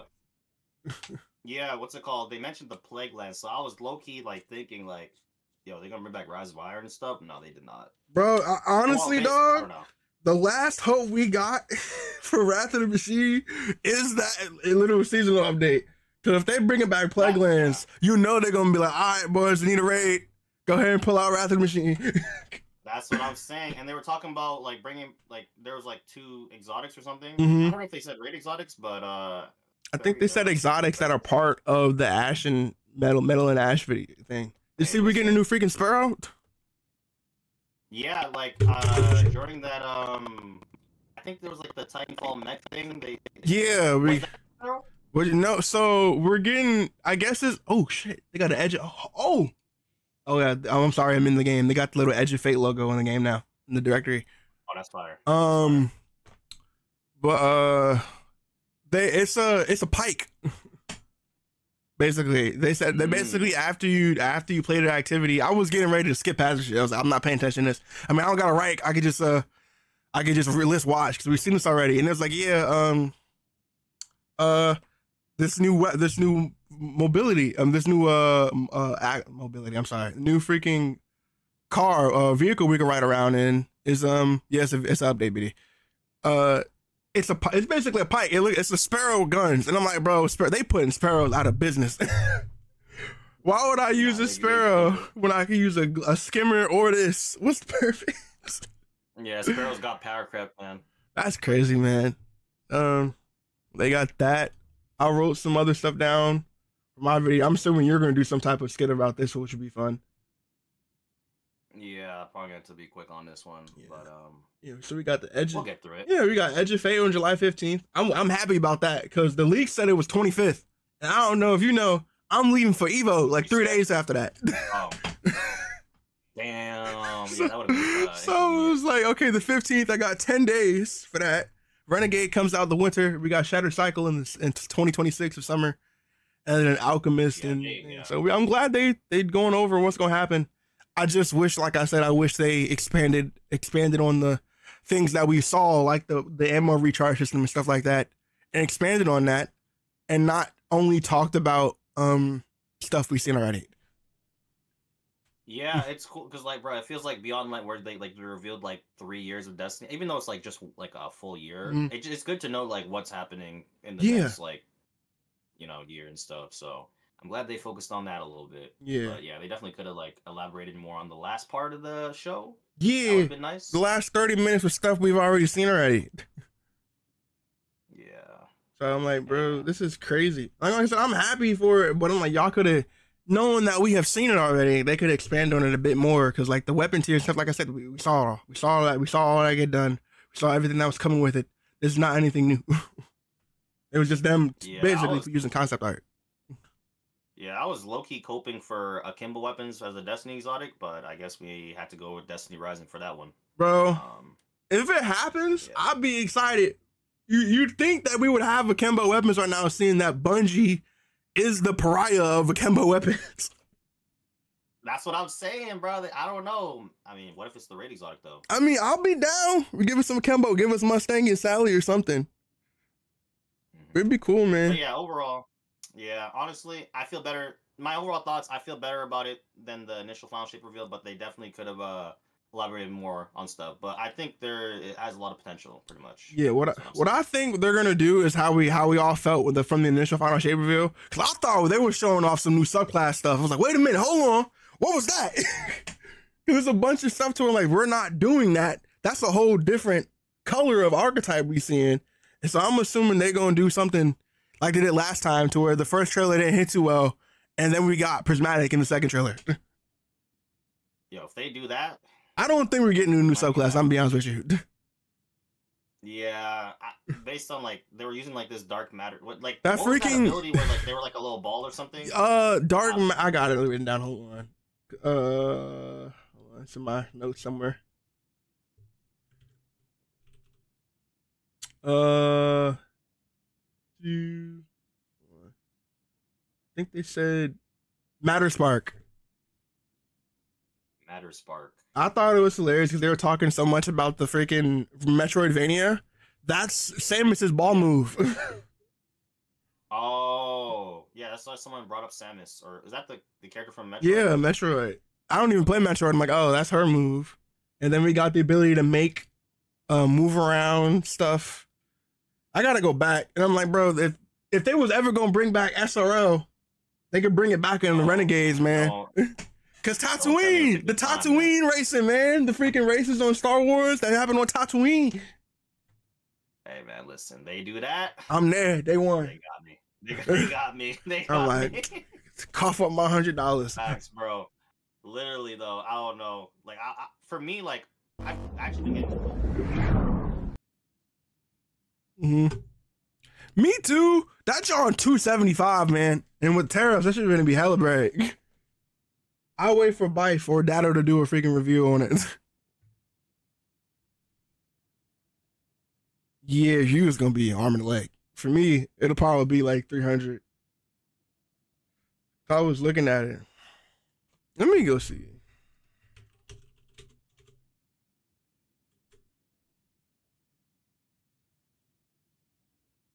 Let me see if they posted it. It's not on. The annual pass thing isn't up yet on Steam. But they said the physical collecting was like $250 something, and I'm like, that's a lot of money.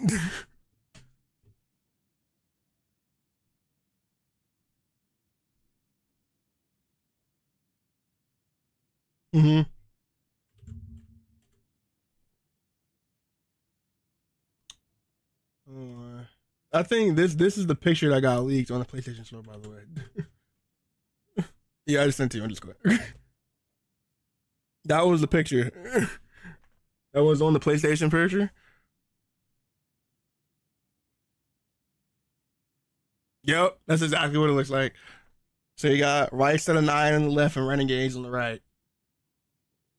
I feel like Bungie got all that money from the Star Wars collab, and they was like, let's reach back out to them. Like, can we do this? Granted, I don't even know if they would have to do that, because I mean, I don't know if Disney owns the copyright for lightsabers, but you could clearly, I knew it was going to be inspired by it. I would send you the clip if I could. When they showed the roadmap, it's the Star Wars font. So I knew it was going to be Star Wars. I was like, oh, we're going to have the Star Wars collab.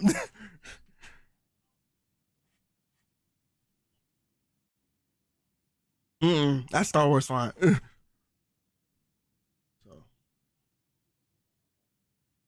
that's what I was like, bro, we're getting another one. It was that.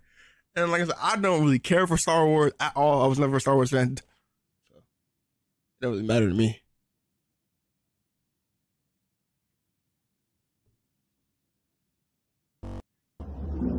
Which makes sense, I guess. Oh, absolutely. So, yeah. Hey, man. Either We'll see way, what we get. Bungie, y'all might be cooking, man. Y'all might be cooking. But yeah. Anything else you want to talk about? You see me get you. Hunter's gonna be General Grievous. Hunter's gonna be what? General Grievous to do with like 8 arms for Star Wars. Oh yeah. I think Hunters are General Grievous, Titans are Darth Vader. I can't remember what warlocks were. They should be Palpatine. I don't think so. Oh, is that like the pre-order? The pre-order bonus, yeah. If you get the year one, you get Nolan and Beyond, which I want to get it, but I'm probably not gonna get it this week. I'll probably get it next week because I know I'm gonna buy it anyway. If it's good enough for me to buy early, I'll buy it early. But if not, we'll see. Because it's a special weapon now. It's not primary. Yeah. And I I'm like, mean, that's the point of it. So that's kind of stupid. I mean, that was kind of like the allure of D1. Yep. But I get it. fine, I guess. KBM, you can't have an infinite ammo sniper people run around on keyboard and mouse. So Yeah, someone in chat said buy it, claim it, and they cancel it. I guess we want to do that, but I could, but I know I'm not gonna get it. I'm gonna buy it. It'd be different if it's gonna be like I'm buying it and then not no plans of buying the expansion. I know I'm getting it. It's just not now because I got stuff I got to pay for it. okay, no, it's all good. So It's we'll all see. good. All right, are you about to hop Man, back in and play the overall, game, or are you gonna call it? I'm probably gonna go to bed. I really did not sleep. So, All right, brother. you know, but yeah, I mean, everything's chilling. You know, which by the way, this is off topic, but you be playing that Expedition 33? I gotta get back on, bro. I was supposed to get on when I got back from work. But this past couple of days, I think I scratched my retina like real bad, my eye. Oh shit! It was so the couple days. It's good now, but that week, like last week, doing that chest puzzle, my eyes was killing me. Like it was so bad that I was turning the camera off, turning the lights off and stuff. I was ending stream early, and then on the Saturday, I think it was like the last time I streamed, it didn't hurt, but I was like, I'm not trying to take no chances. So I just ended the stream off and rested for the rest of the day. So it's good now. That's smart. But Okay. I was just killing me. I need to Smart, play. smart. I think for me, I think I could technically finish the game because I'm at the point of no return, Oh shit. which is like crazy. But I even did this with the Persona game. Usually Persona game takes me a month to beat, but for this, I'm gonna Yeah, get bro. on, bro. I'm gonna try and get through that. Cause I just got Verso. I tried out his gimmick. I don't know if I really like his gimmick. I ain't gonna lie to you. The way he works, the grade system, it's cool. But these enemies be freaking pump faking. Have you seen the pump faking dude yet? It's a dude. I may have. Oh, it's a bunch of enemies. He be pump faking, and there's a bunch of other enemies they're attacking types. It's so weird. So sometimes you might not get what you want. So I'm like, that's real. I'd rather just keep running Girl Squad. Seal my L and I Lune. feel you, though. I feel you. I can't really be saying much without spoilers. Yeah. But yeah, just like, it's all good, man. Just keep rocking who you want to rock with, and yeah, it's chill, man. I'm gonna be done the game probably like in the next week or so. So All right, brother. Get you some rest, dog. yeah, man. Thanks for this is a nice talk, man, and yeah, hope you have a great day. No problem, man. You too. Have a good one. Later. Peace. All right. What's up, love? How you doing? How you doing? Give me 1 sec, chat. I'm gonna go run to the bathroom. And then we're gonna jump into Rites to the 9, all right? BRB.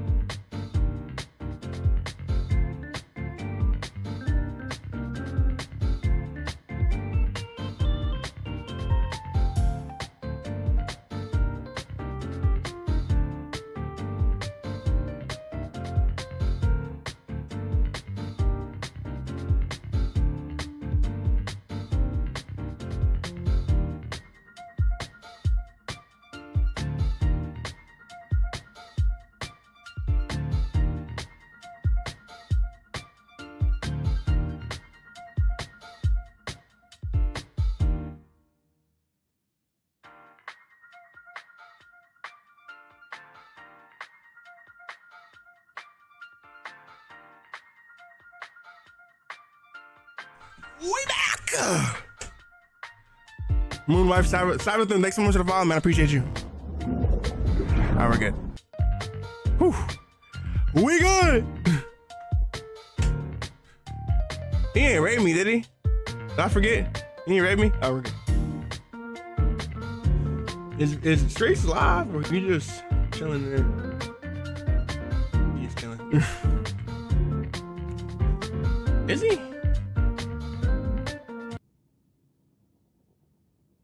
Oh, he is live. Okay. Is his Twitch broken? No, is the question.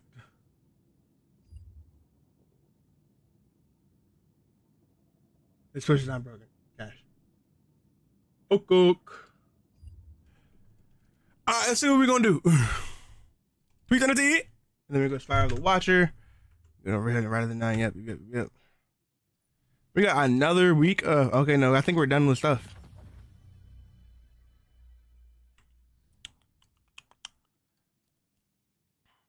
I still gotta do what's it called? Dang, bro, I ain't do my freaking weekly thing. No. Let's go jump into what's it called. Did they drop the thing for anyone know if they dropped the Hero of the Prophecy thing yet? Or no?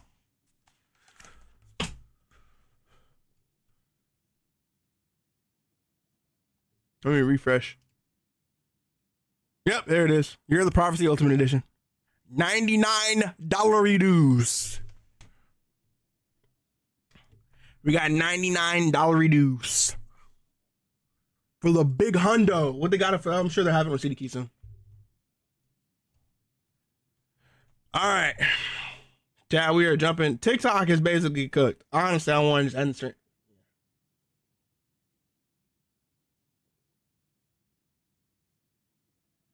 for y'all, my freaking TikTok got restricted. Hold on. Give me a second.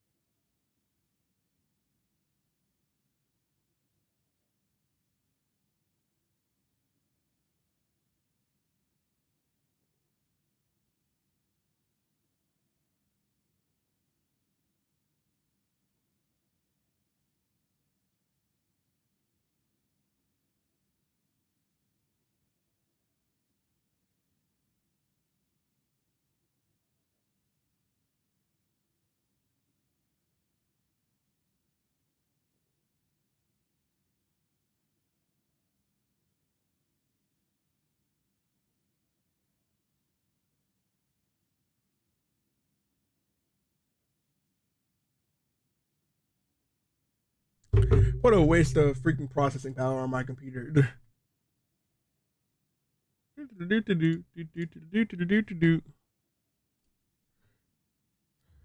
All right. Where are we going? Eternity. I don't got nobody to play with. I just realized that. Right at 9.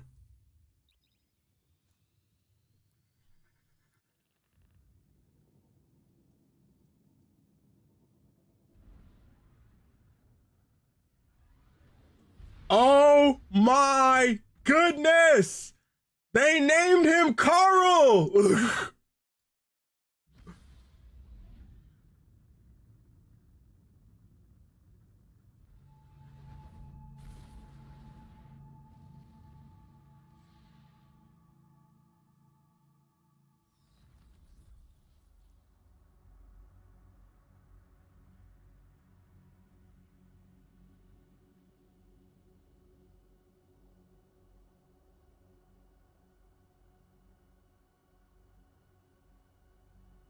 About to lock in the pre-order before I head to bed. Can do so? Somebody pointed out the freaking the target dummy, the Cabal target dummy that they use, his name is Carl, like the freaking Carl dummy that everybody uses for weapon testing. His name is Carl Dummy of Practice.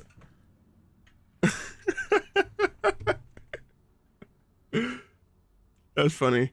Yeah, I ain't got no really. I don't got no team, so I might just fool around for a bit. Maybe do some solo stuff.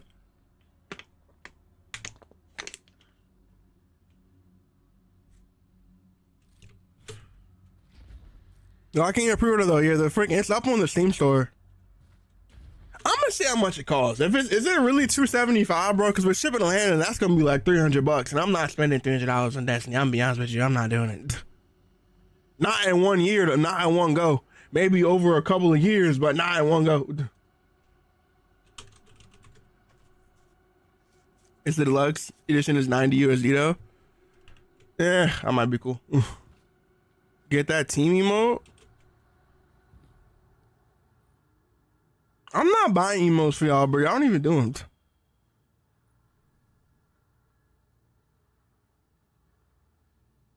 Oh no.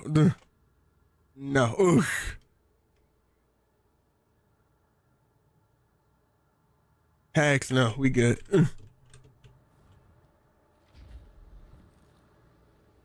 What am I trying to focus here? I mean, I guess we're just gonna focus freaking Cold Comfort.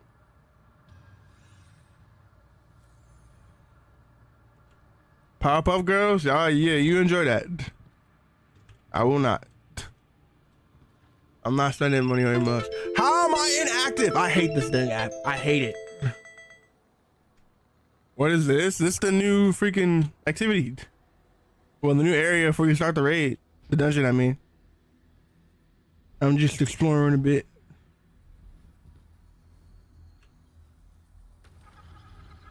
Oh shit, what the fuck did I just do? What the fuck?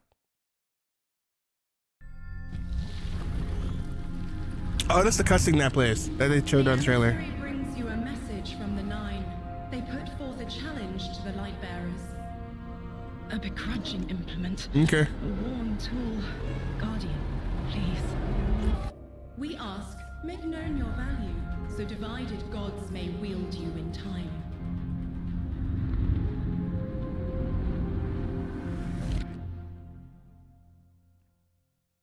Oh, you can already see that she's tired of being the emissary.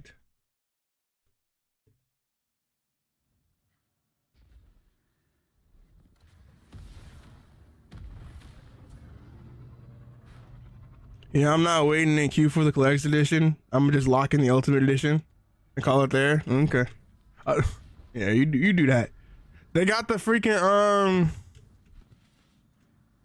the gift from the 9 bundle with the high level loot. So Jazz, you can lock in some good stuff for 220. Some good 220 loot. 220 gear too. I'm assuming it's 220 for everybody. So just like the gift of the Thunder Gods was. I deal in judgment.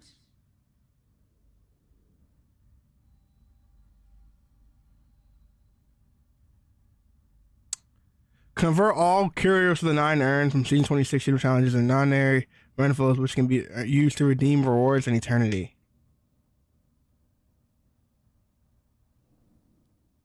I don't think I have all of those. Yeah, I'm still missing some. Yeah, I got this one I gotta get. This one I gotta get, so I ain't get done with that. Go ahead, make BD get it. He live if you wanna go in there. Live well. It's a queue to get into the bungee store. I just wanna see how much the price is. Sheesh. Why people saying that the new character look like freaking looks like Ascendant Nomad?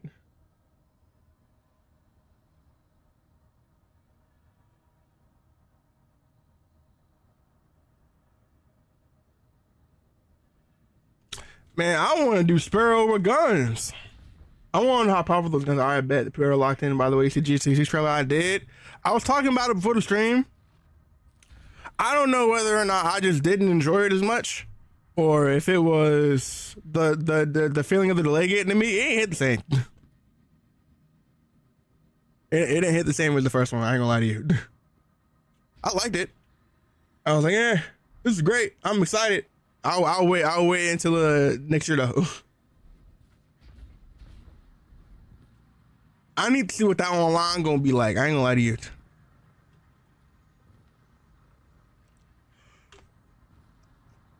Because as much as I'm excited for that campaign, it do look cool. The good old Bonnie and Clyde situation. But we're gonna see. I just find it hilarious that when they were asking if I was half asleep till I saw it, oh man. I'm laughing because the freaking Take-Two an owner, I think his name was Strauss, was talking about how they don't want to release trailer 2 because they want to wait until it's closer to the release to continue to build up hype. And then once the delay get announced, let's release trailer 2 a year before the game come out. You know what I mean?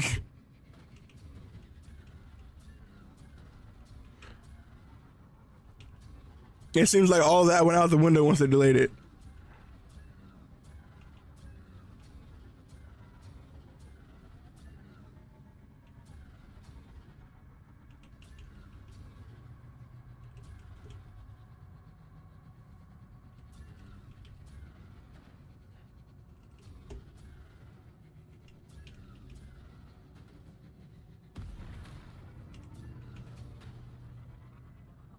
So.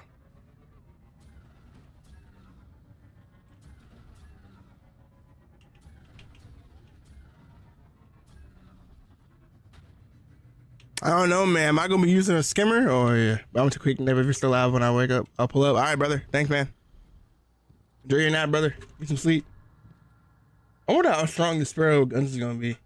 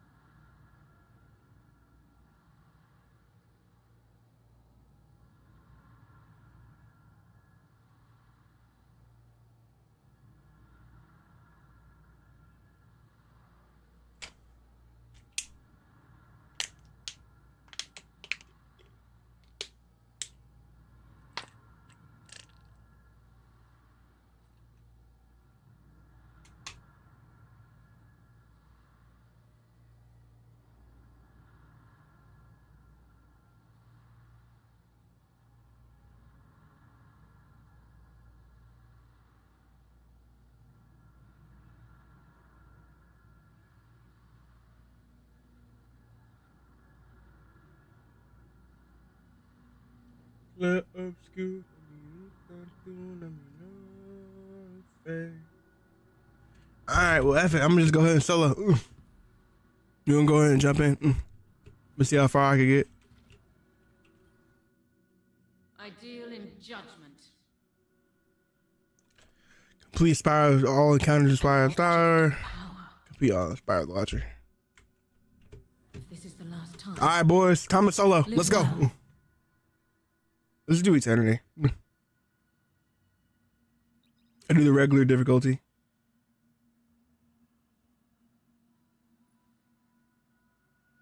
What's ultimatum? Not swap. Ultimatum activity. Set fixed difficulty. History right.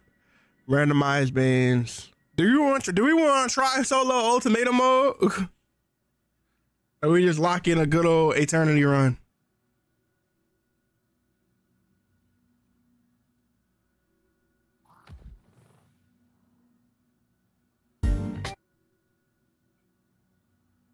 This is major. Let's do good old Eternity.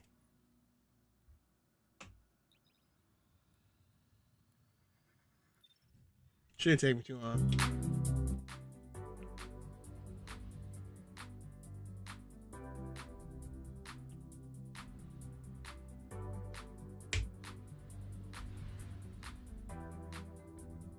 An old acquaintance among the hidden tells me that a Seraph complex recently powered on for the first time since the collapse.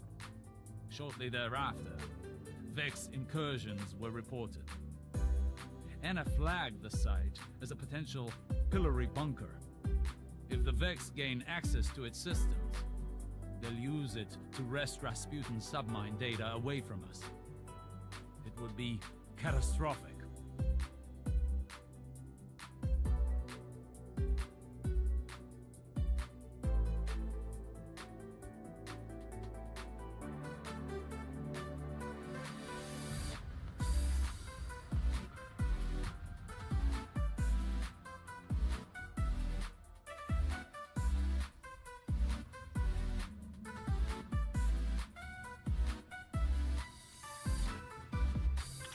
landed at the source of the complex's arc supply. Centuries in Martian rust have done this place no kindness. Our window of opportunity is short. Arc surges destabilize the complex, and Vex are breaching the command matrix. Go. Don't worry, boys. You can run shadow. I mean, you know what? Let's see if I can LFG for a team.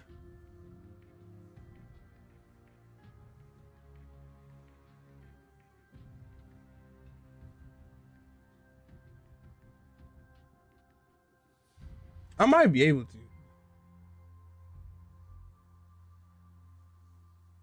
See how it goes.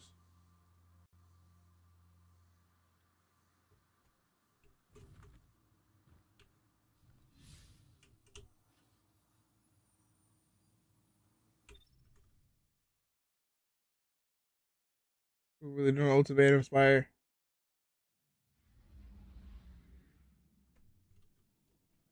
Let me see if I can get in. People LFG it. See how the LFG experience will go. Yeah.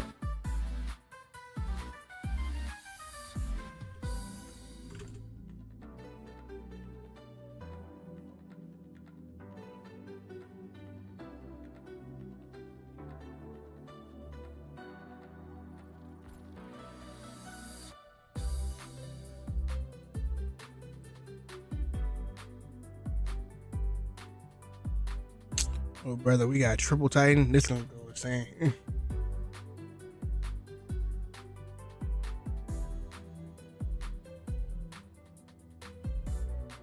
Part of me doesn't want to do a stream breakdown, but I feel like I kind of have to.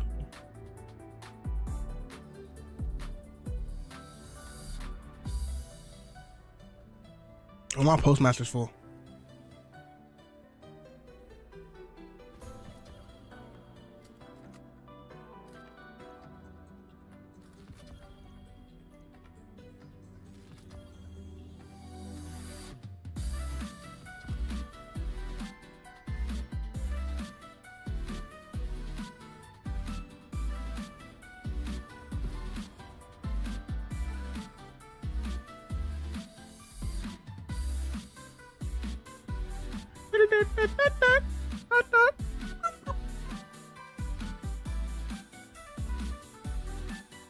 All right, that's enough for now.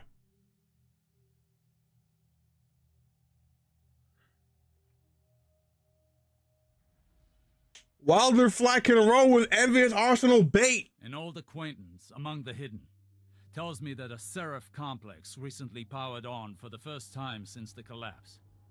Shortly thereafter, Vex incursions were reported. Anna flagged the site as a potential pillory bunker. If the Vex gain access to its systems, they'll use it to wrest Rasputin's submine data away from us. It would be catastrophic.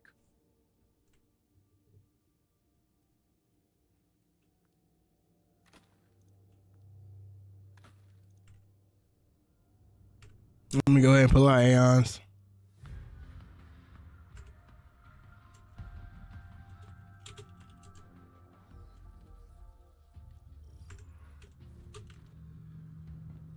You've landed at the source of Oh, I forgot there's no freaking... No, there's no not swap. I mean, it's not swap, so no Ions. Dang. Our window of opportunity is short. Arc surges destabilize the complex, and Vex are breaching the command matrix. Go.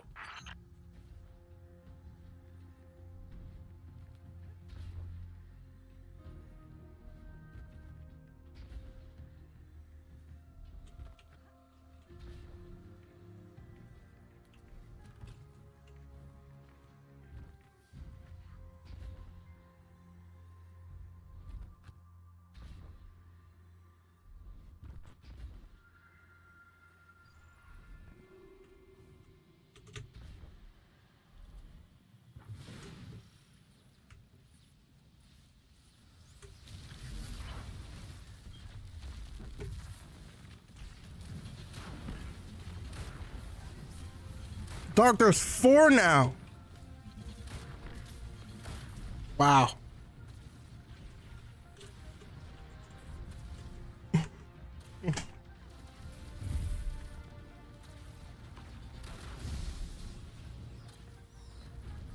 Guardian down.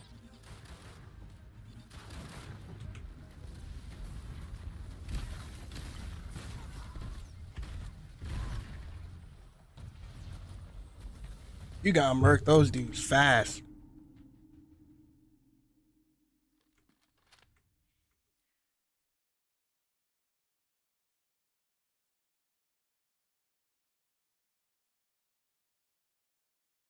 I was full, so it don't really matter.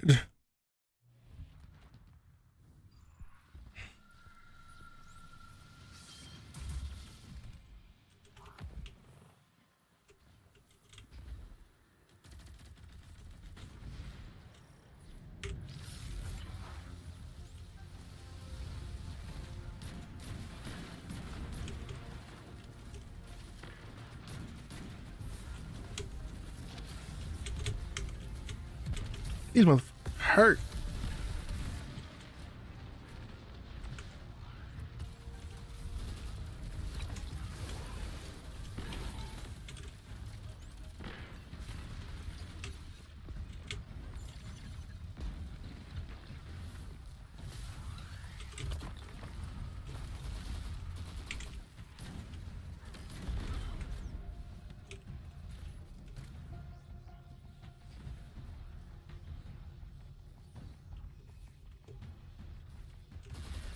I just lost my freaking nitration.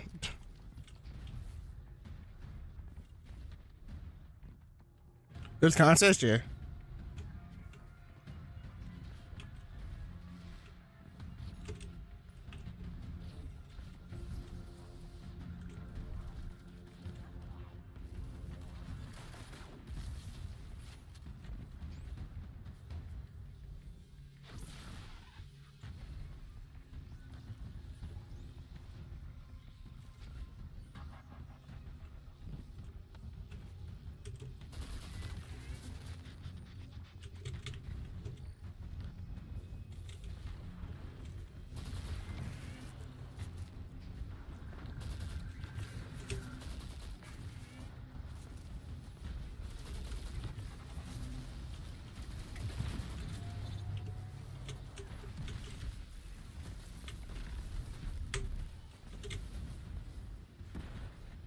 Fire the wire to the beginning.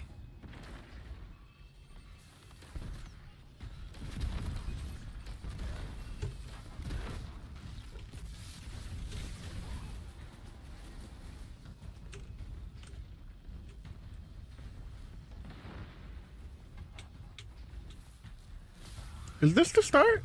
Can be, right? Yeah.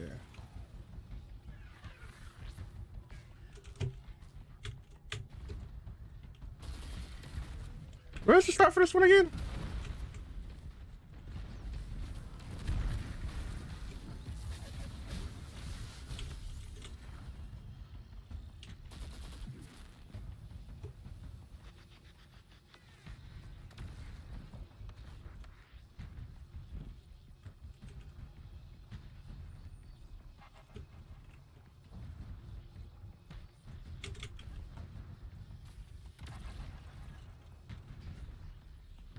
Come up here, come out of here, and here, and here.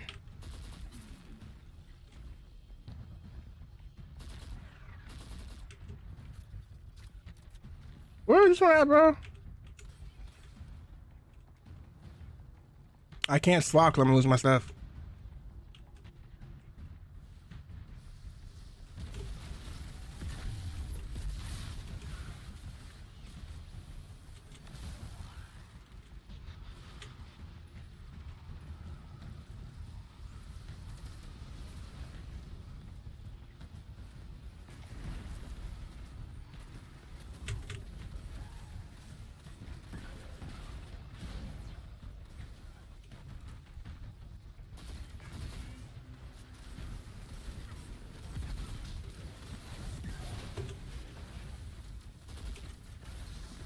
Oh, this John, a different breed. Oh crap!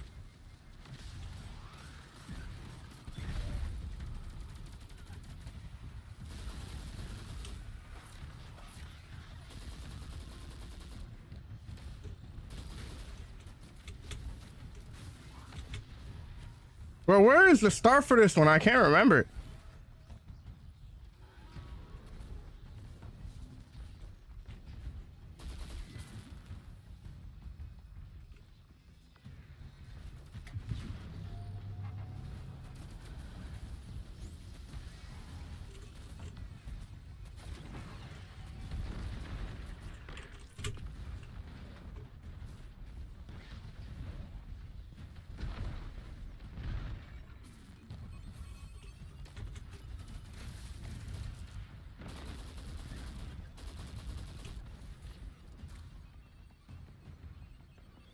Oh, Lord.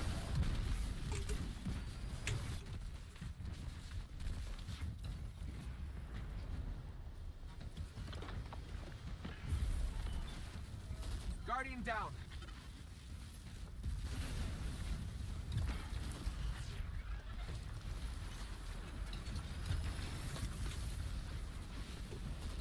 Brother, better be careful.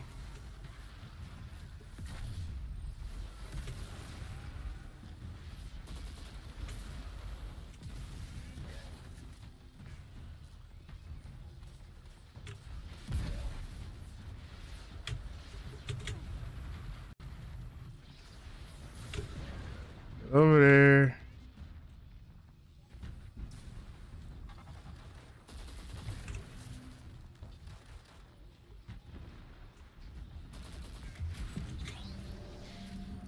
There you go. Good Lord.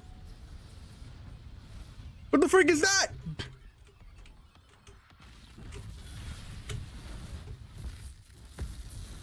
We got a boss?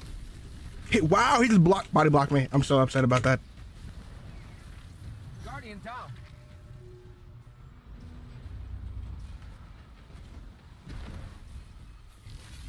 Oh, the Cyclops is up.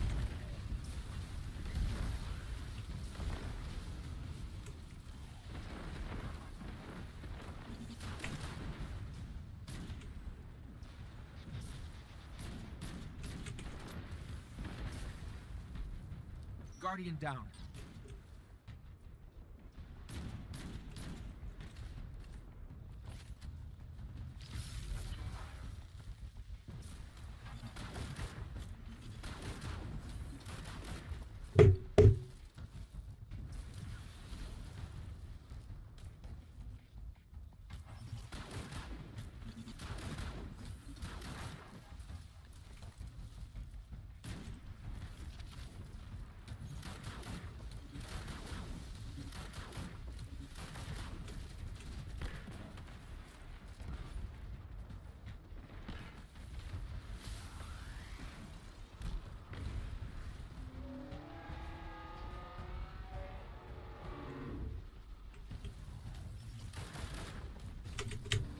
Nope.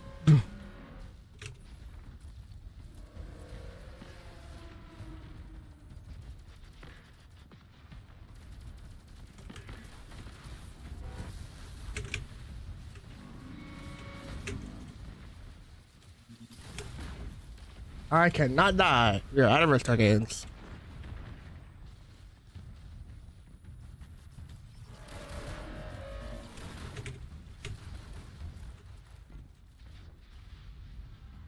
It is unusual to see Soul Divisive Vex outside the Black Garden.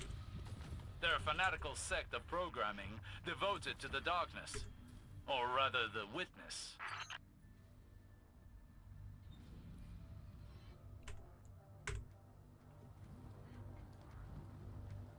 The Ishtar Collective in a Seraph complex. Peculiar. They were rivals in the Golden Age. It's still a darkness zone. It was a joint research facility focused on extrasolar colonization efforts. The Soul Divisive have been scouring research logs. They were looking for something more than to imprison Rasputin's subminds.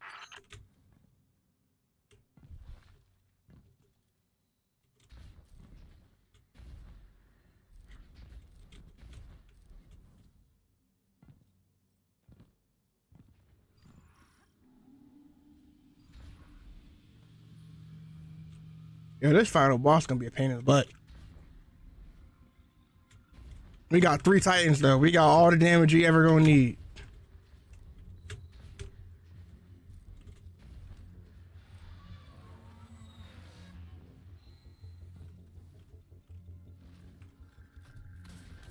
Not me trying to mark him, bro. I just tried to ping him.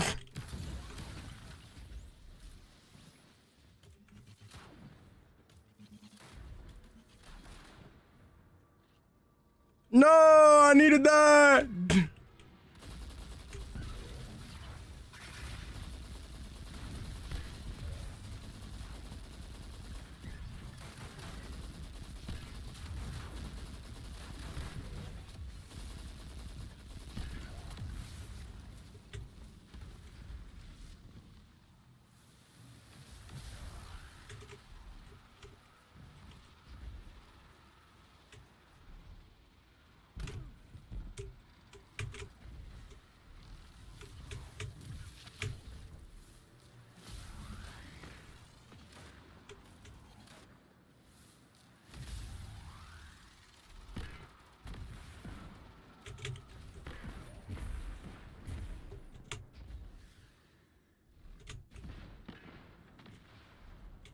That a little boss there? That's cool. We travel back. How you go back to Secret Chest again?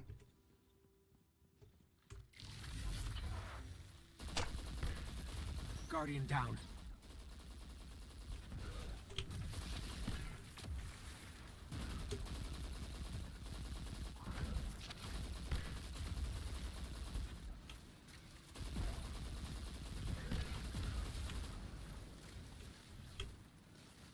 Oh my goodness.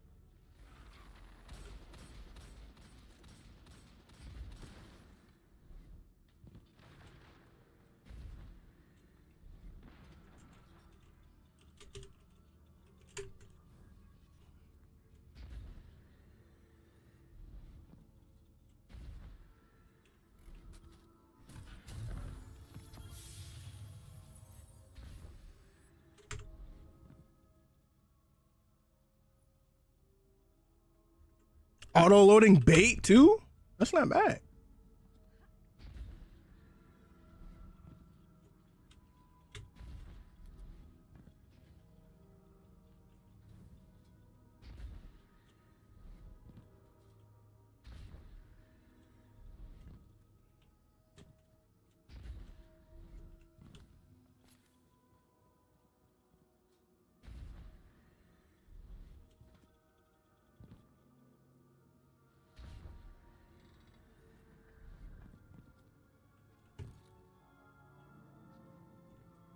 I just noticed the music in here.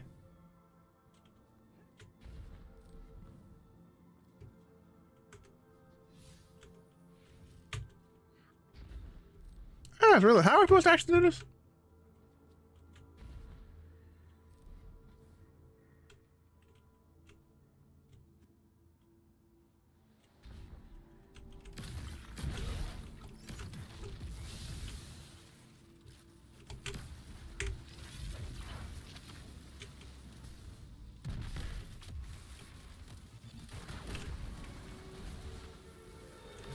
It ain't nothing to play with. That bow ain't nothing to play with.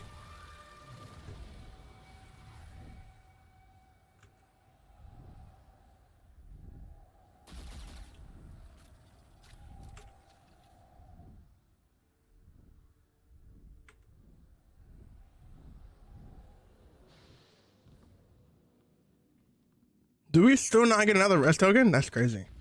Information stored here, but could it be linked to my visions? Why else would the witness be interested in these files?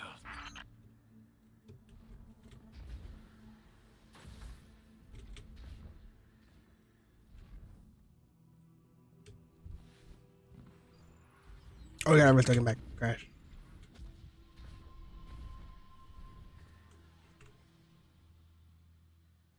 I don't think I'm gonna need it. I'm gonna put this on.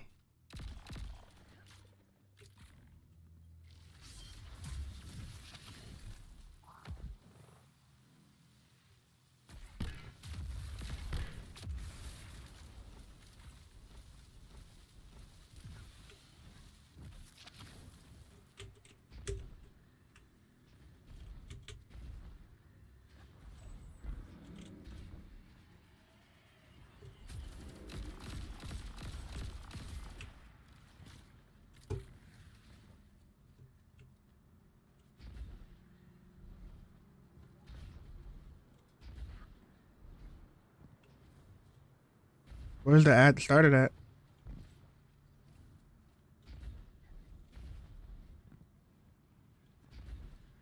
Oh, over here.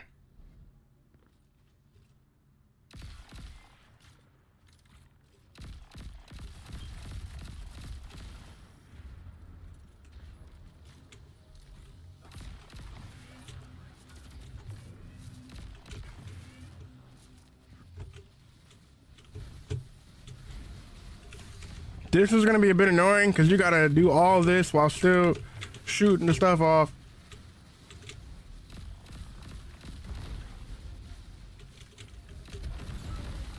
Again, bro, they keep.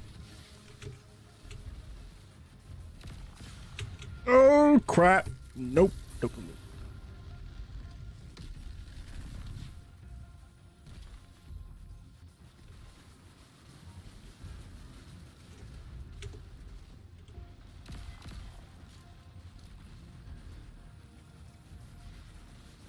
Bro is spamming.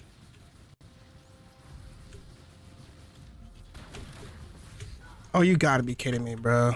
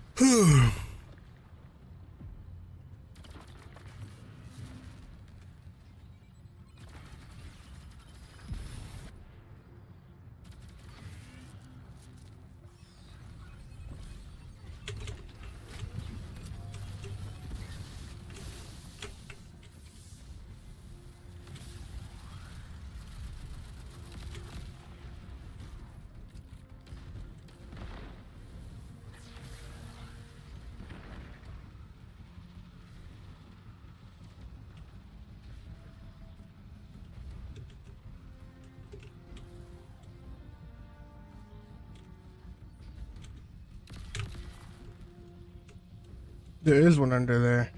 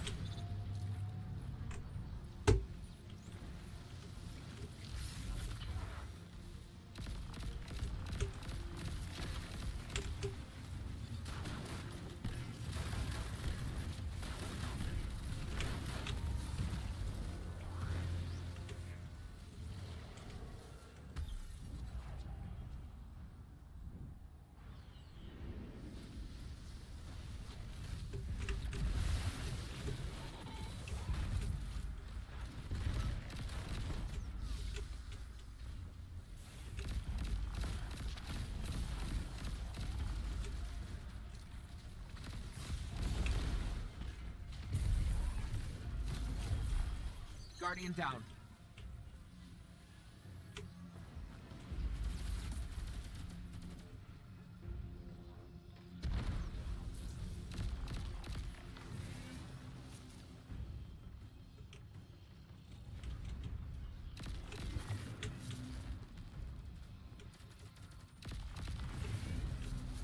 I need that aura, but I don't want to take the chance.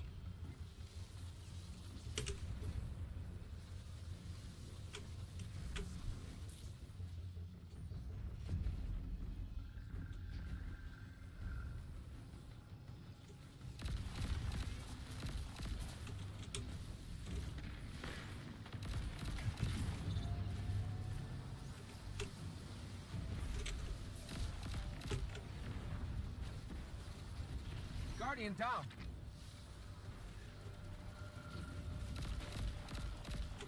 Oh, he didn't do any of this.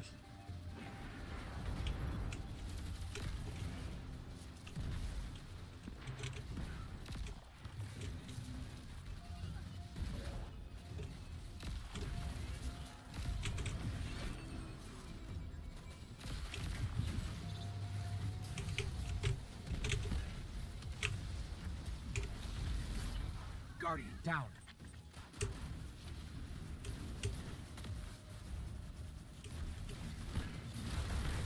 How did I just fall off? Guardian down.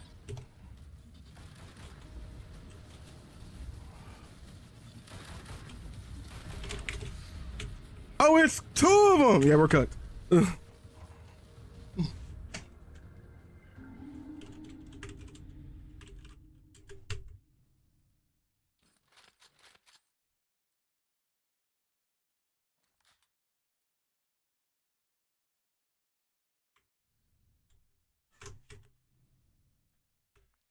Shit, it might be time to pop out a freaking, what's it called?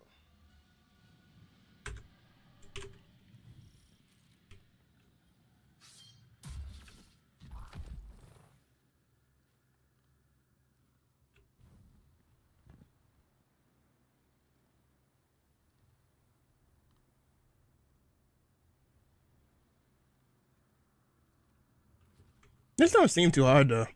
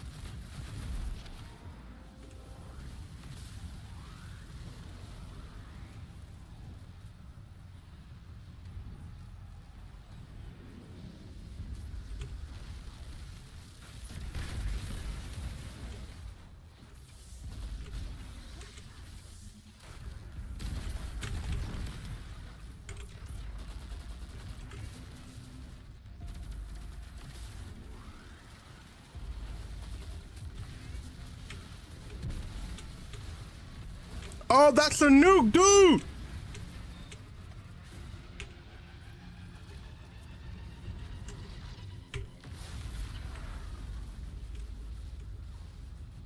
Guardian down.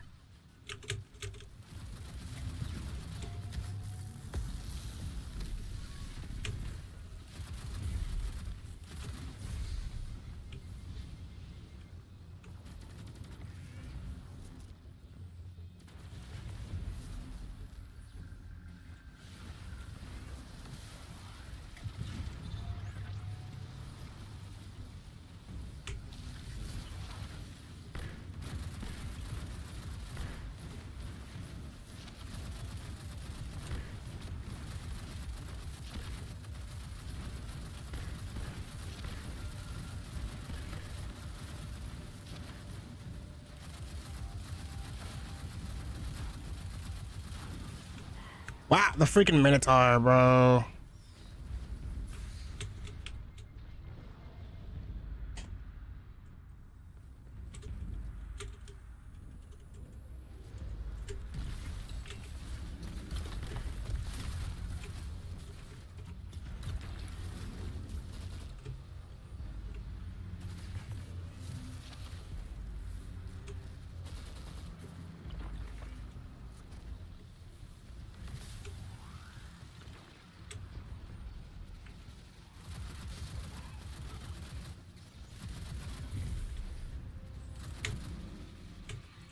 You gotta be kidding me. I freaking fell. Dog, you gotta be kidding me, man. You could definitely do this solo. I thought it was gonna be like so impossibly hard to do solo that it wasn't gonna be able to be done, but you could definitely do this solo.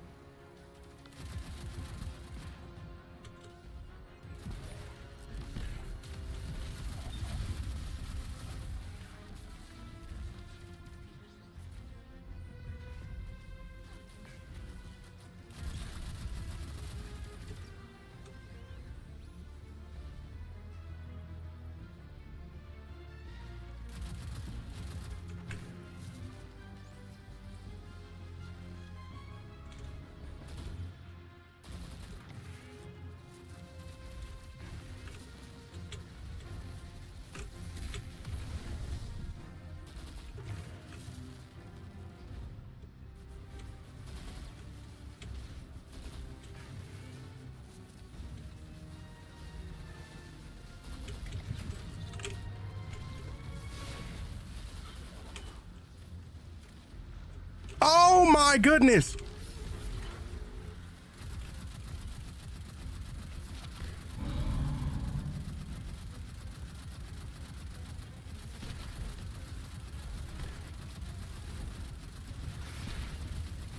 Come on.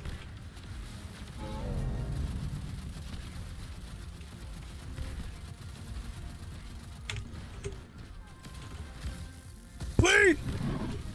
Whew. No.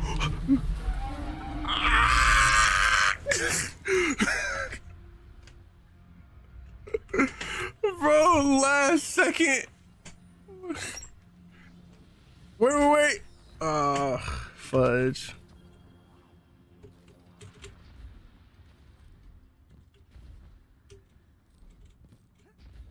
Vex's mind remains in this terminal like an open door. It's using the tower's arrays to connect with installations across Seoul. This must be in preparation to imprison the submines. Breaking their connection could end this threat.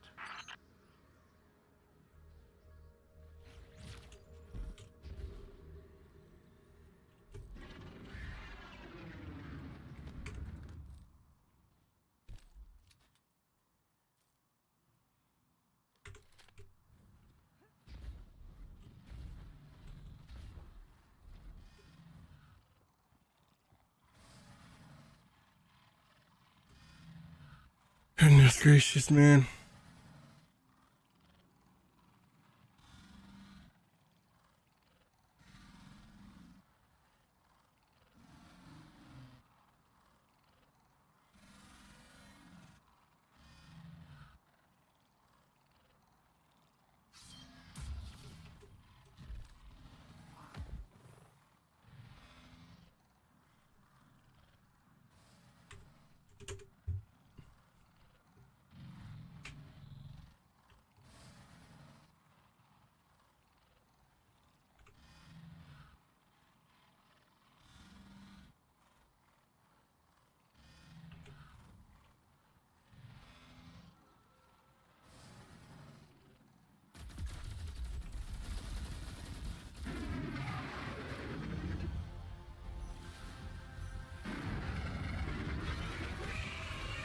Oh, this is new?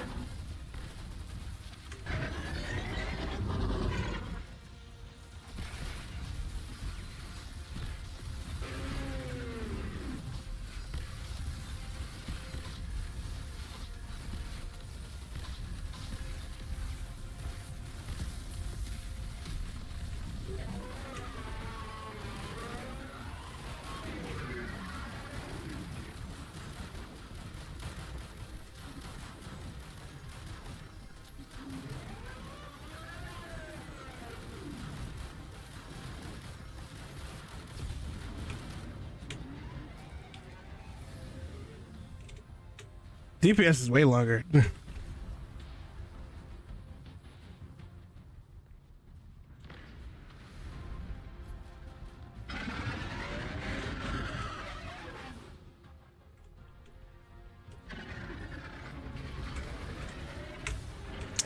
Yeah, I was swapping my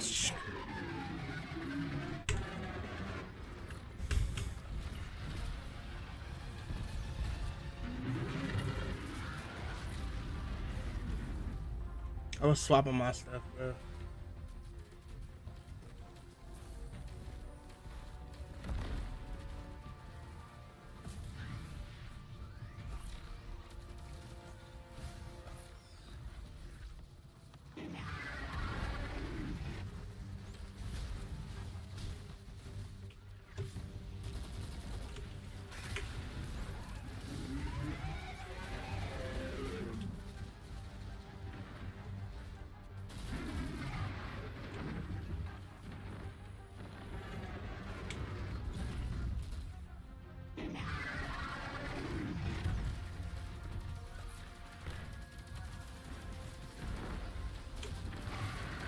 Triangle.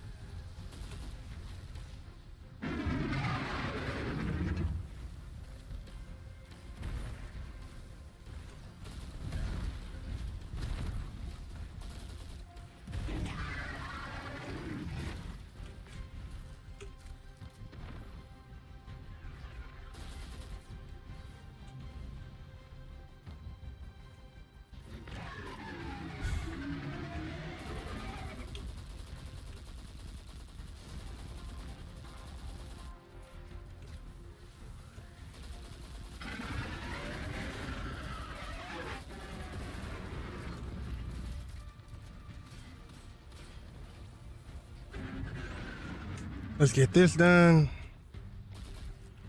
I am out of freaking juice, so can someone else do it?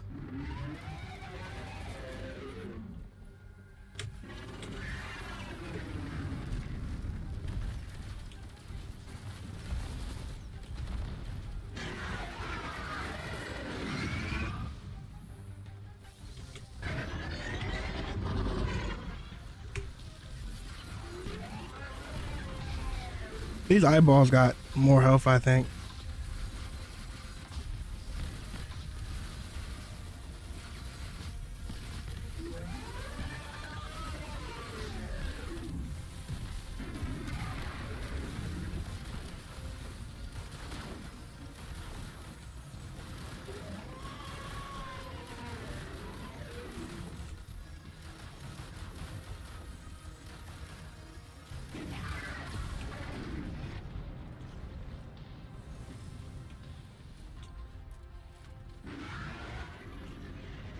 Oh, we got a 3-phase.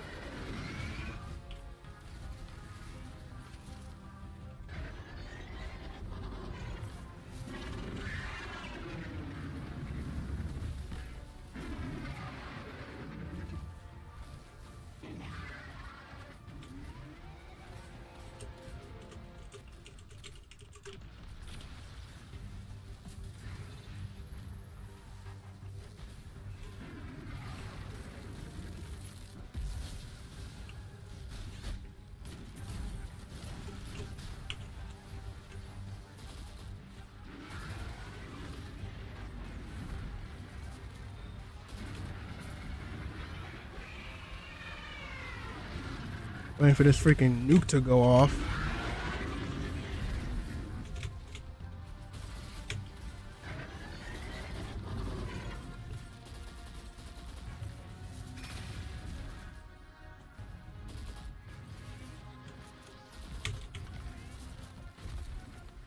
You really gotta focus on not dying.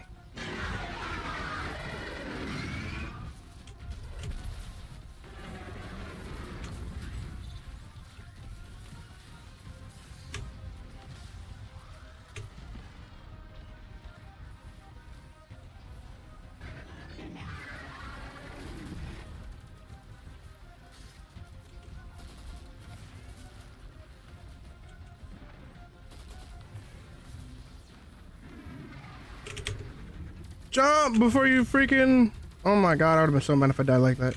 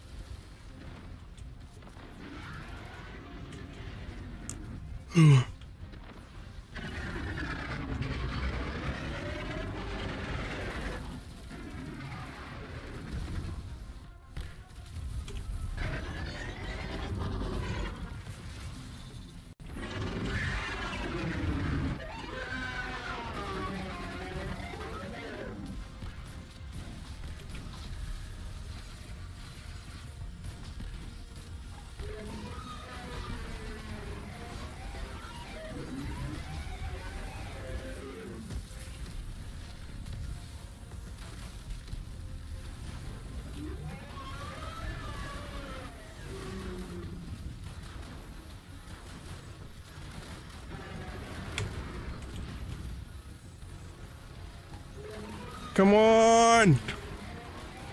No!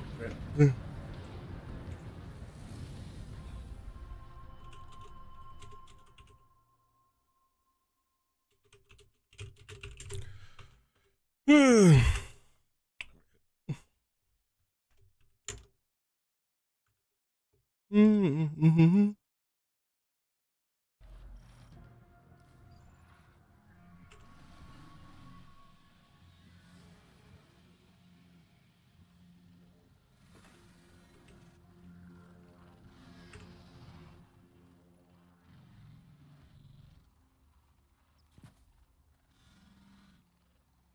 Let me put reserves on too.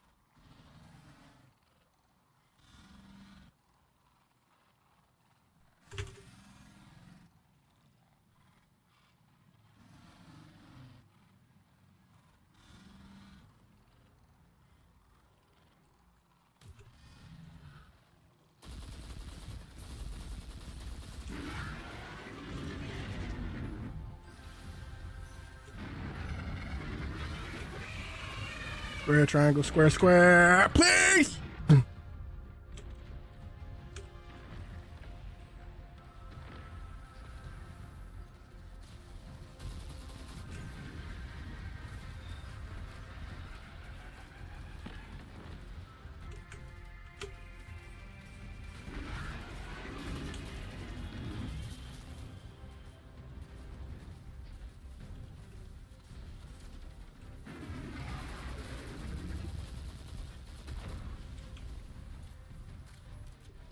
Square, triangle, triangle, square.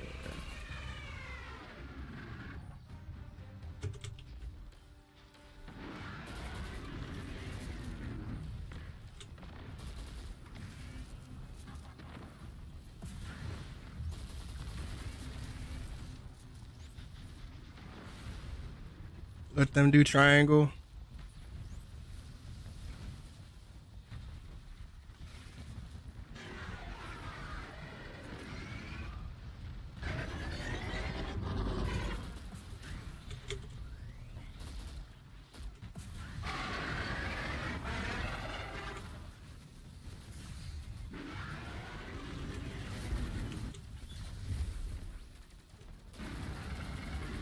Guardian down.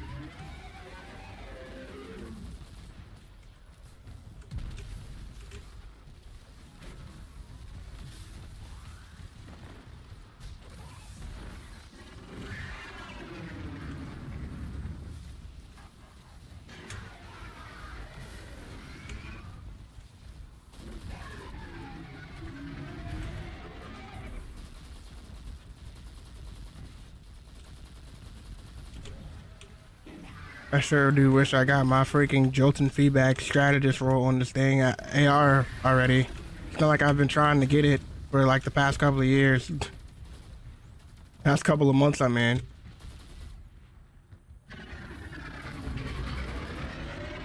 What do you mean I don't have freaking, I stood in it.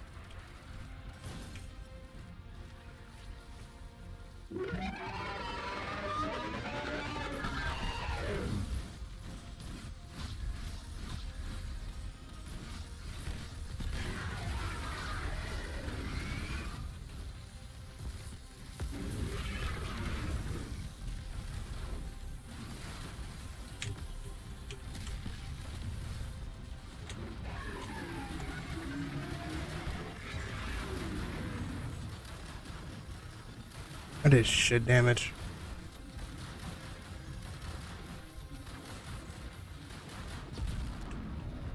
Wow. Ooh. Too close, I guess.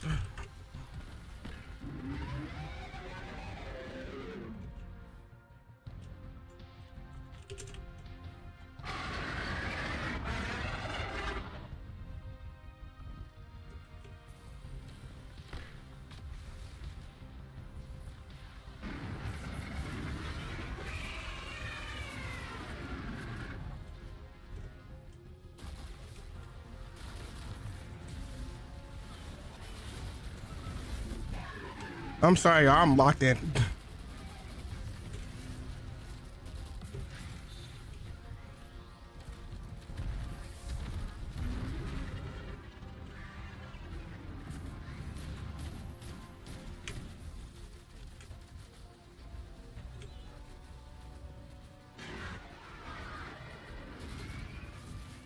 I am locked in. Super ultra locked.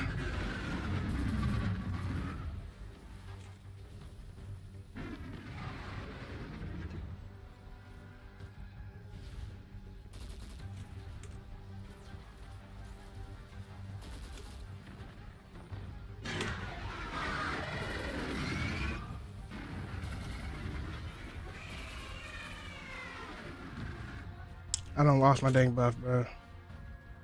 Oh, goodness! Okay.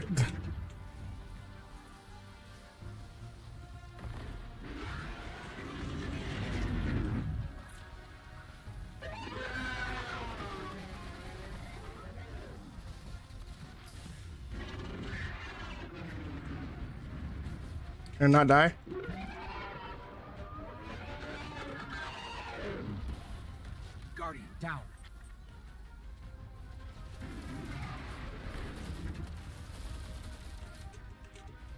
There's another one under this one. I'm tripping. Tripping balls, bro.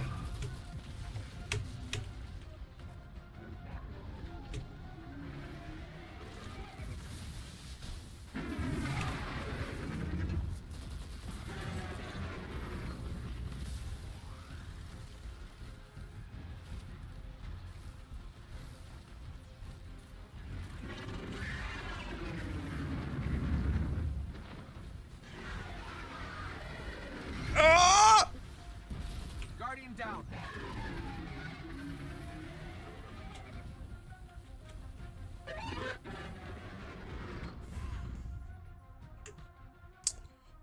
Yeah, we got it. This the run. We got it.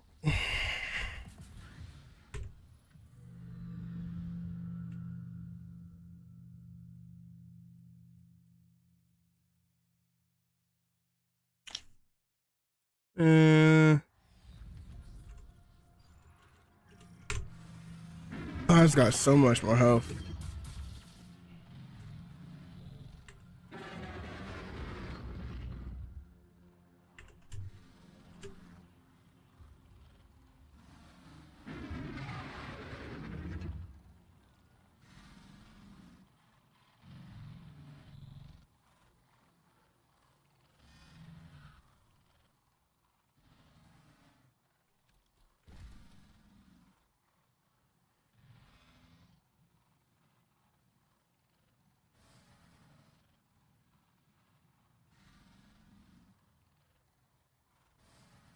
Can you pull it? Thank you.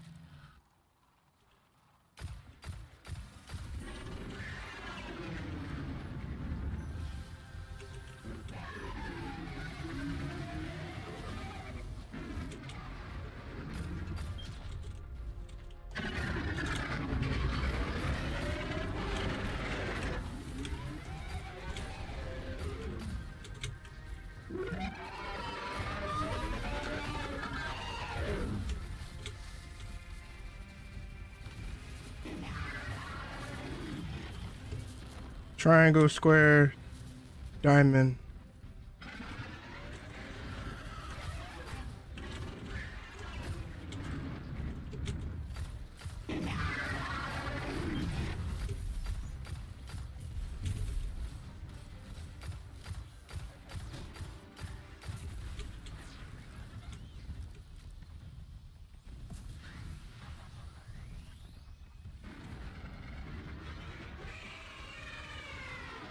Guardian down.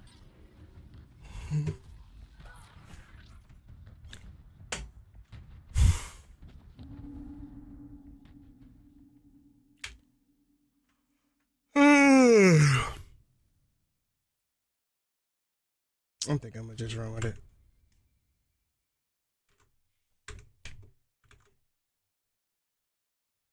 Yeah, we'll see.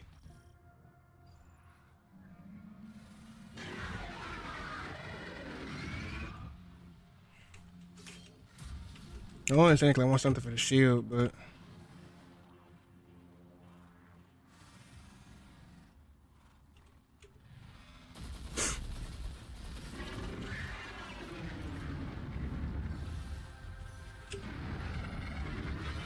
triangle, triangle, square, square.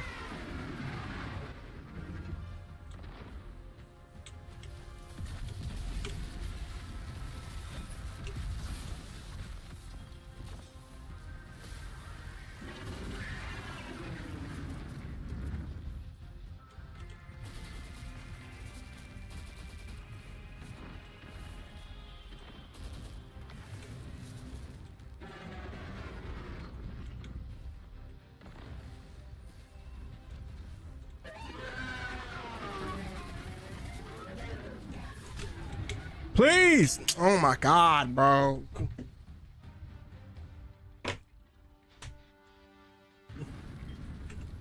I need my healing.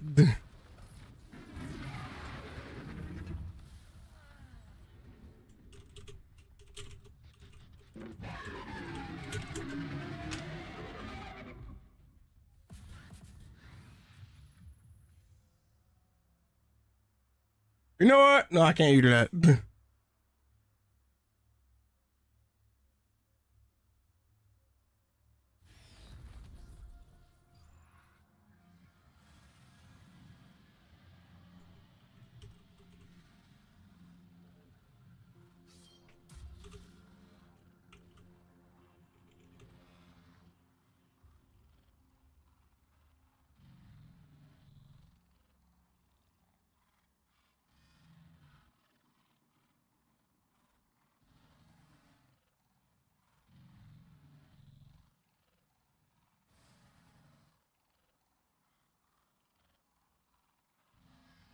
Where the freak is my Luna? My Luna.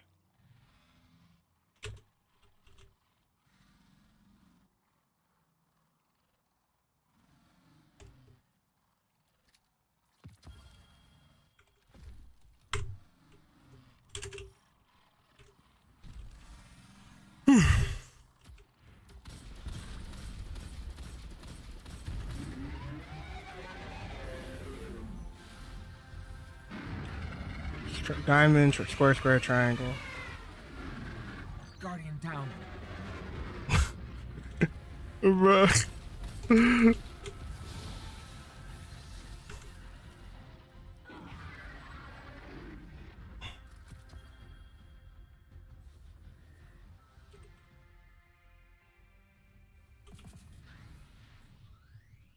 I have a heal clip one, right?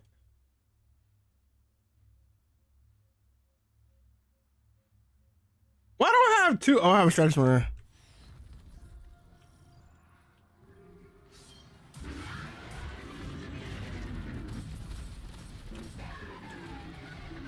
Hey, Dad. Square, triangle, triangle, triangle.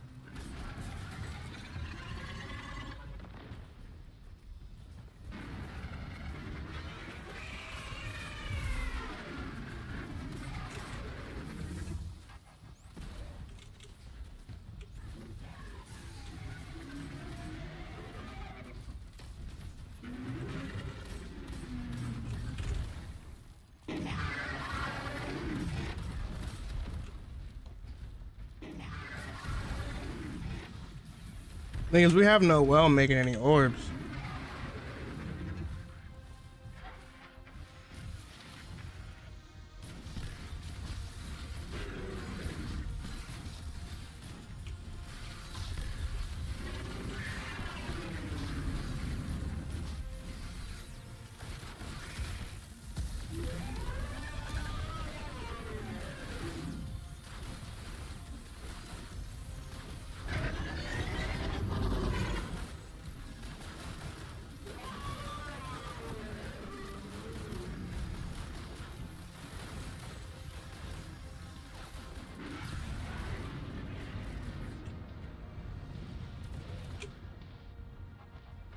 I think it's, yeah, we'll put one right here.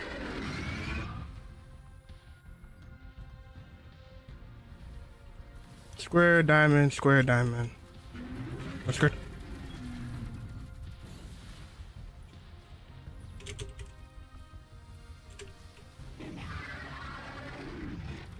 It's not sure.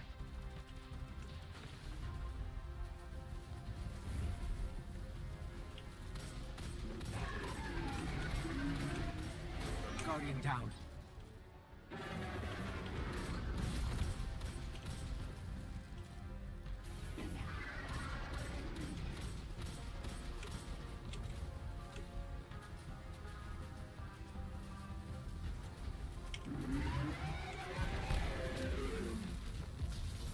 For the sake of this, is triangle.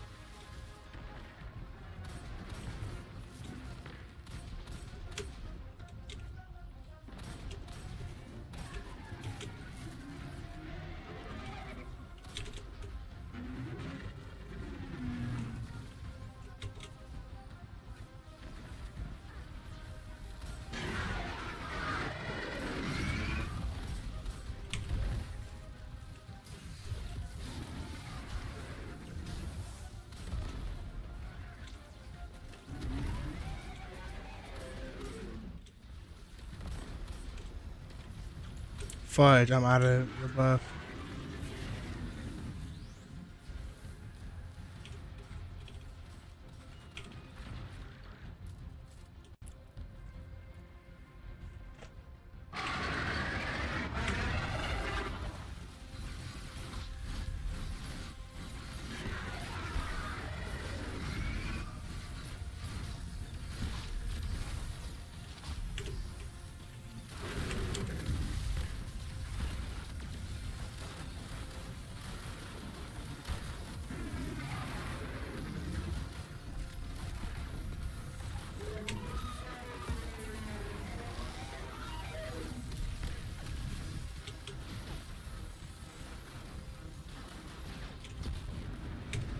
No!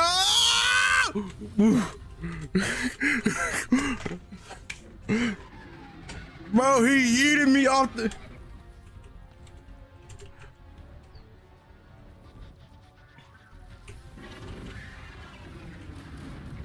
Man. Triangle, diamond, triangle, square. Triangle, square, triangle. Square. Triangle, square, triangle, square.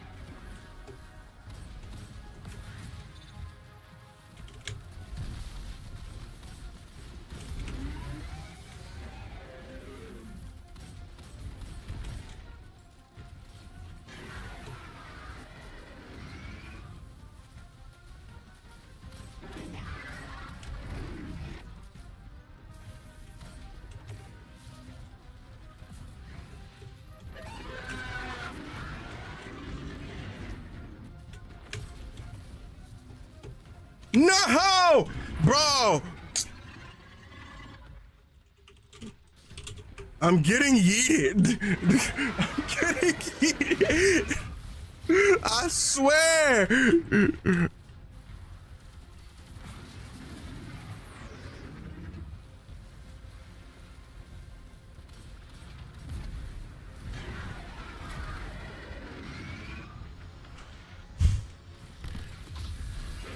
Man, I done got two faces. Gotta do something stupid.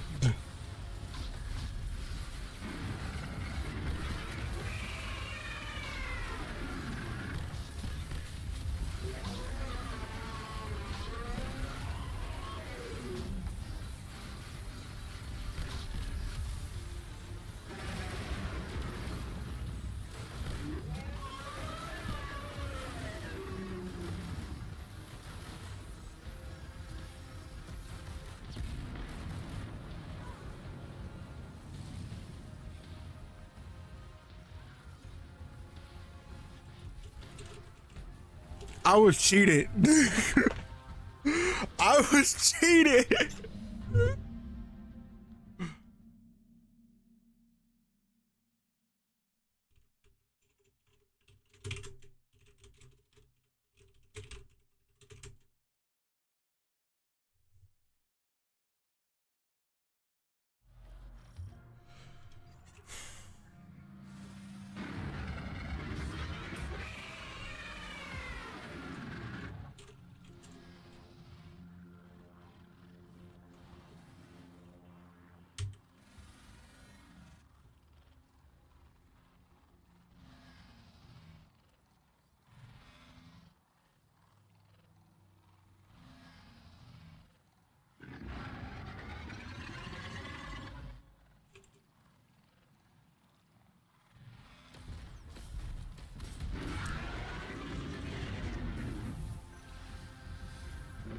Try diamond, diamond, square, square.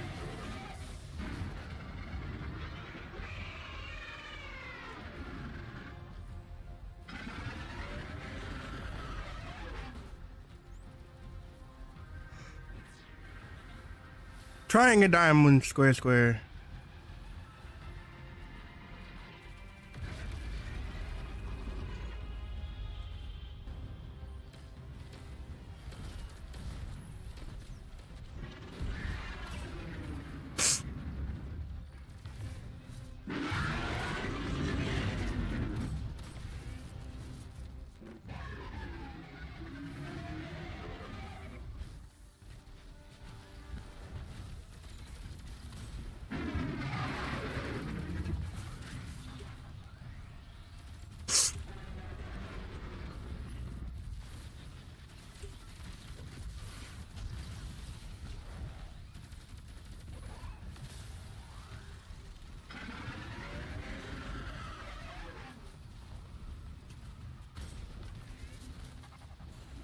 This should not be taking this long.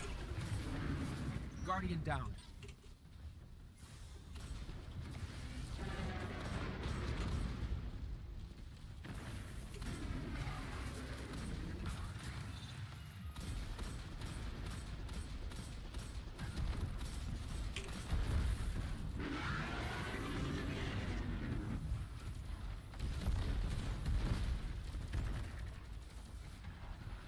Go to the last squares.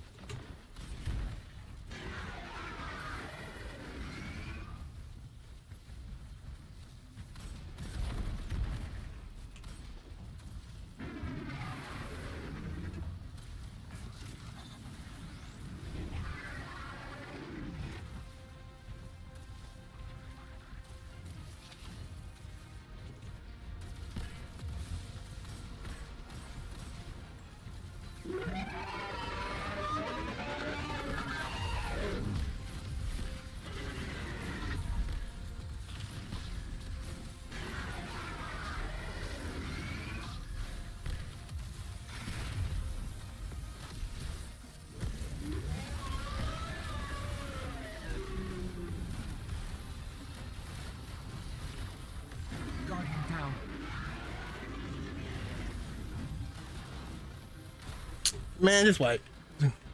Just white.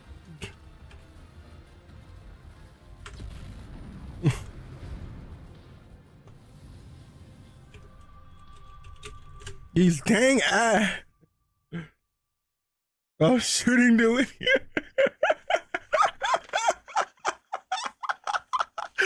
Oh my god.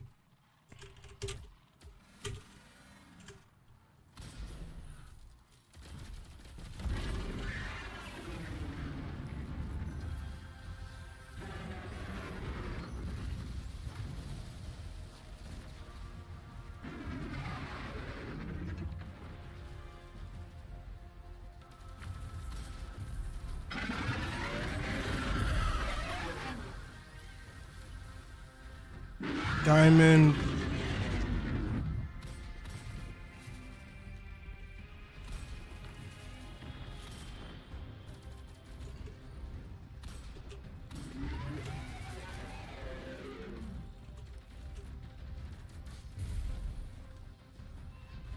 We still got 2 more encounters after this.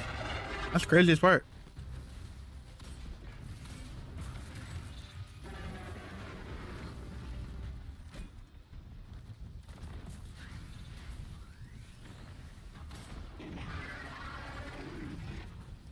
He's going there, I'll go this way. Just make sure I don't finish it for him.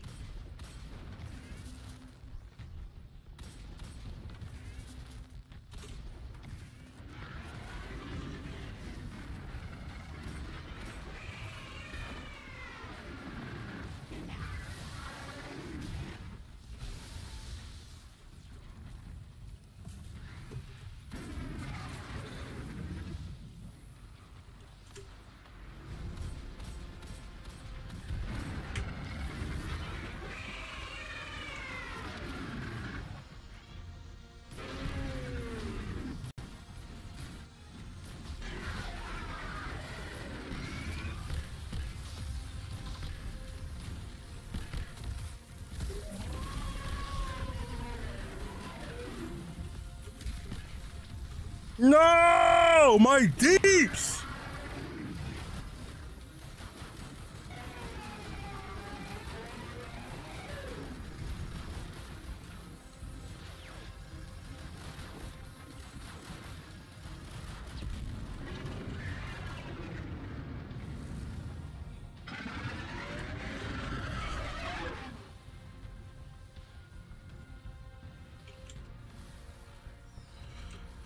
Oh my goodness. No dash. I want this gold reward, man.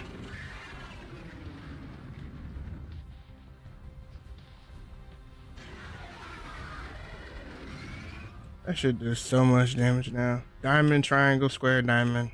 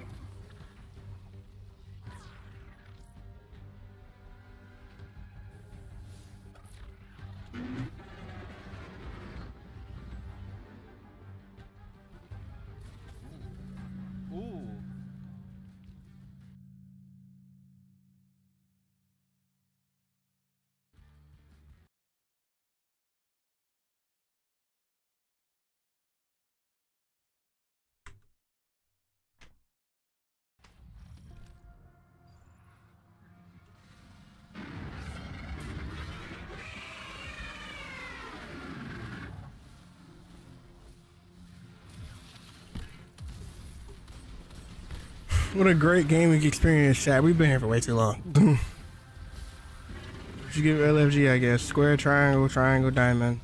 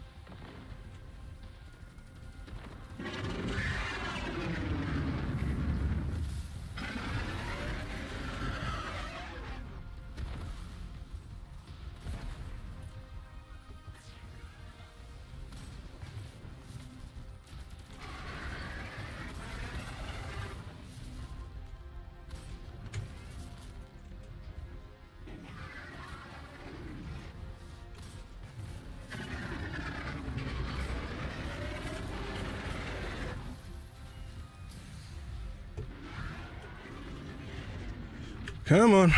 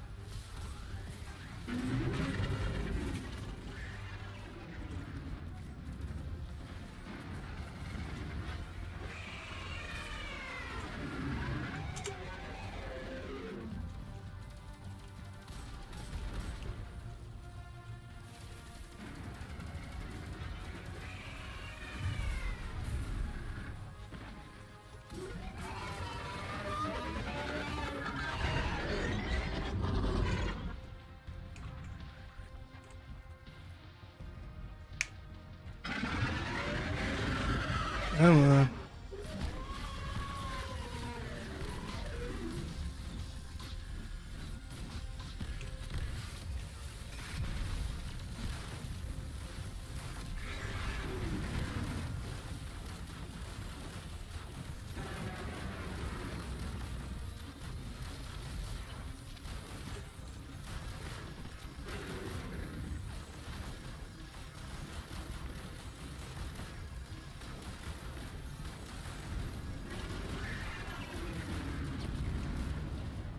close enough.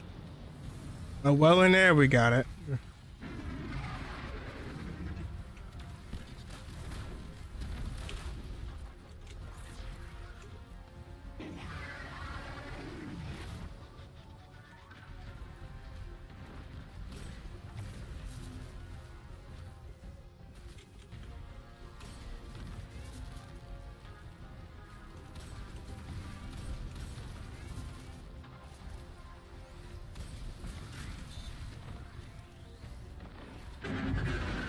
Should be triple square now.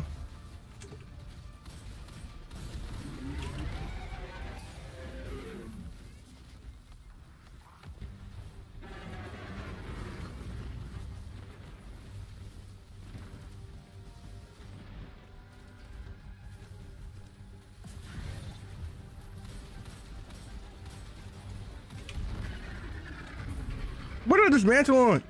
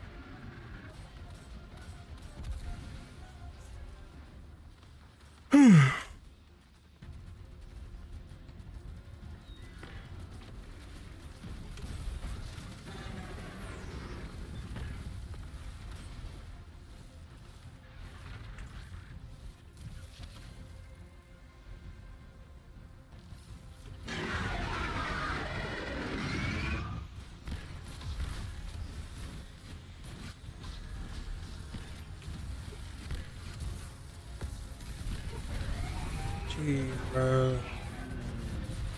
Finally. Who said 3 Titans didn't have brains? Their hold over the security systems.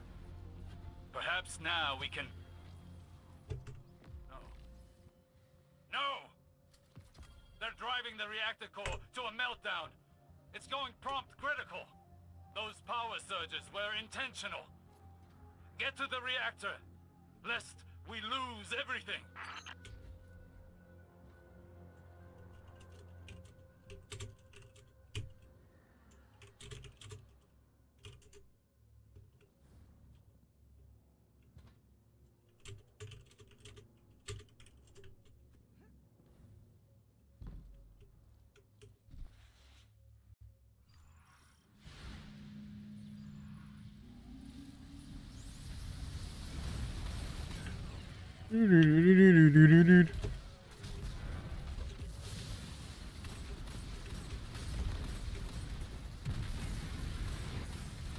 Oh, it's still a darkness zone.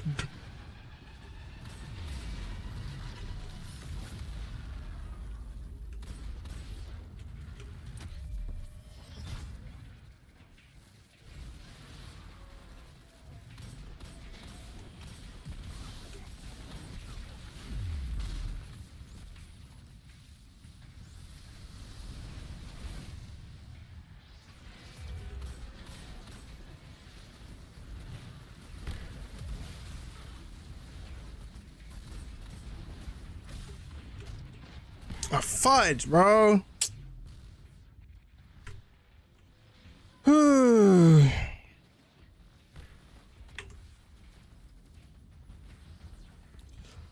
What a great gaming experience.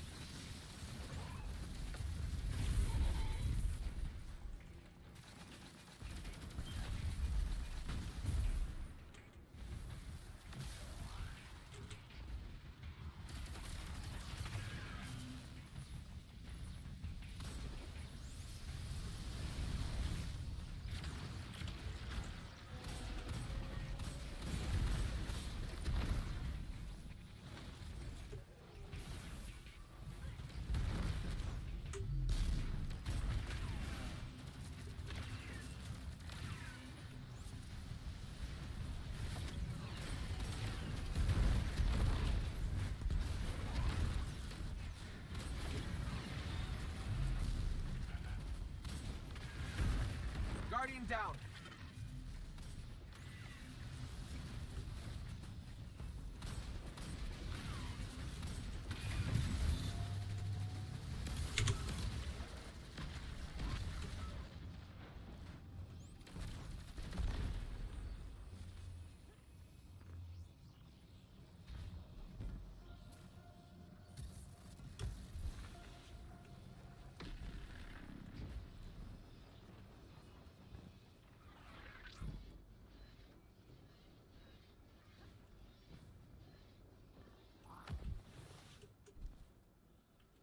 Guardian, what we've seen here proves my visions have merit.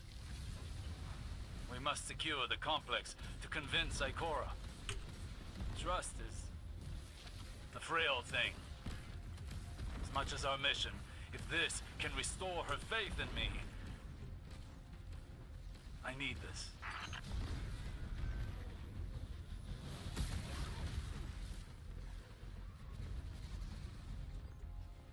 These orbs are dropping so much more consistent.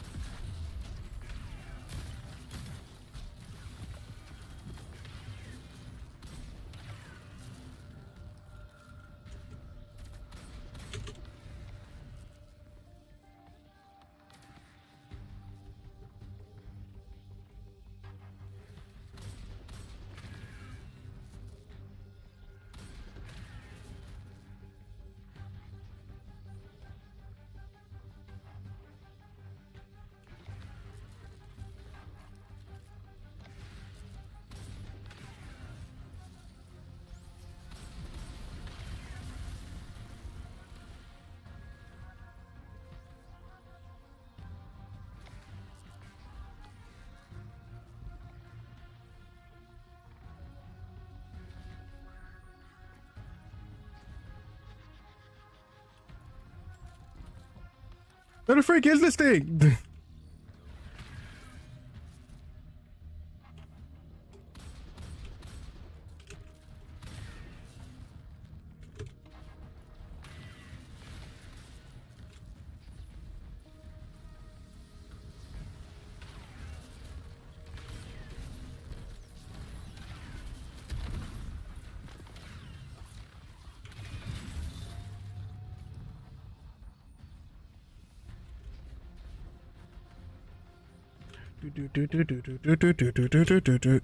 What time is it? Almost 3.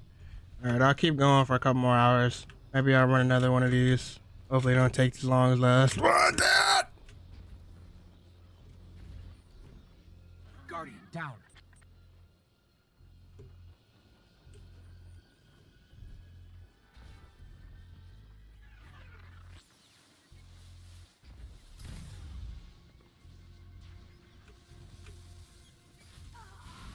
You gotta be kidding me. You gotta be kidding me. You gotta be kidding me, man.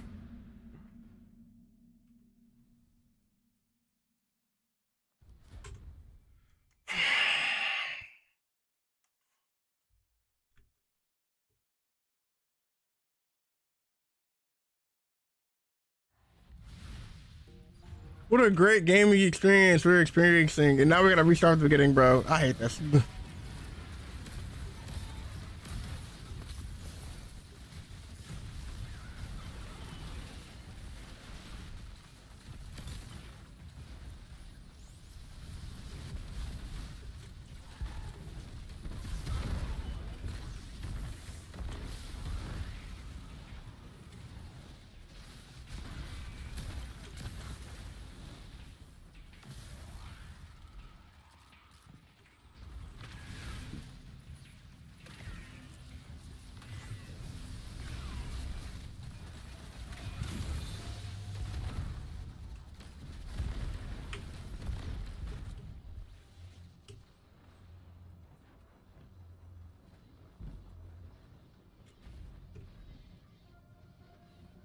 You gotta be kidding me.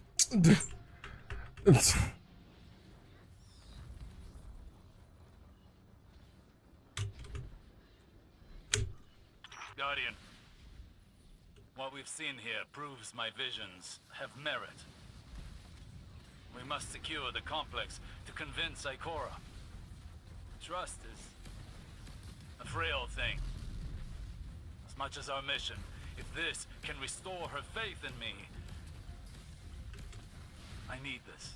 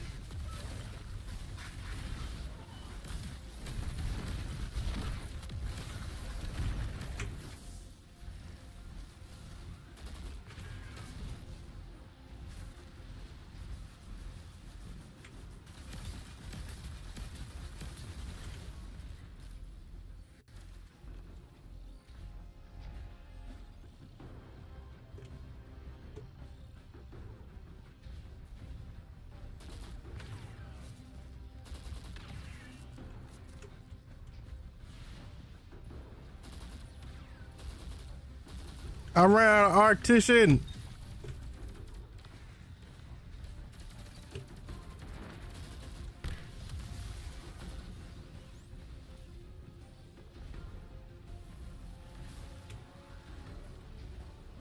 Isn't there one in the middle?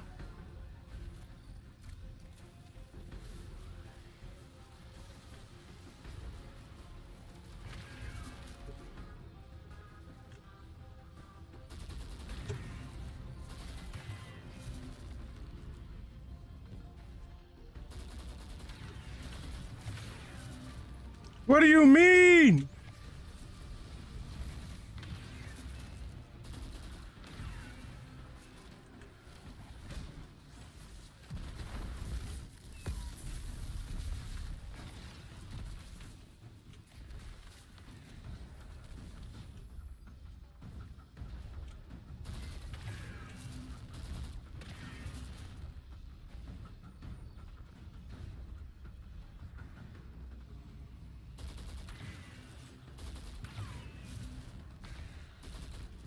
Bro, you gotta do this fast.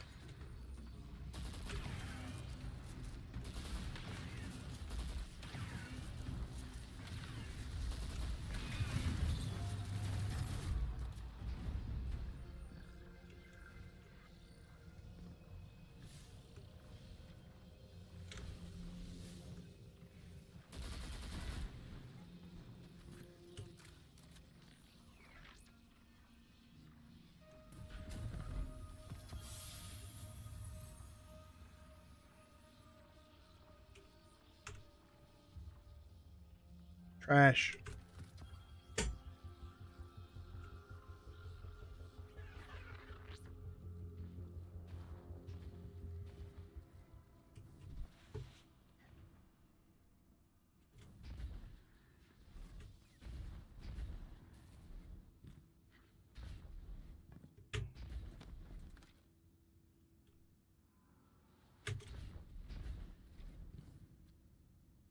complex mine directs power to the reactor. Kill it, and the complex should stabilize.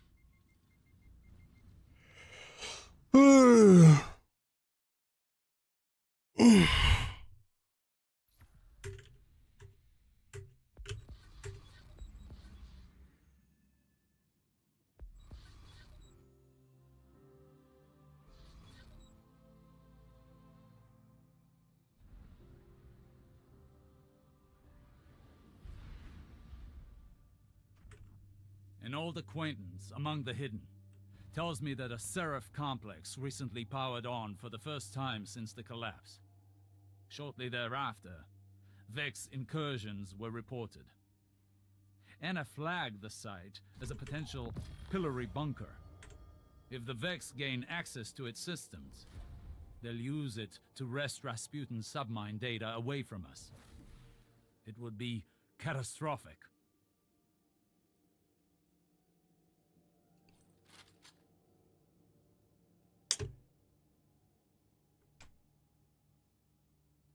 Where's the other one that I was? You know what, freaking, I'm gonna just use this one. I don't care.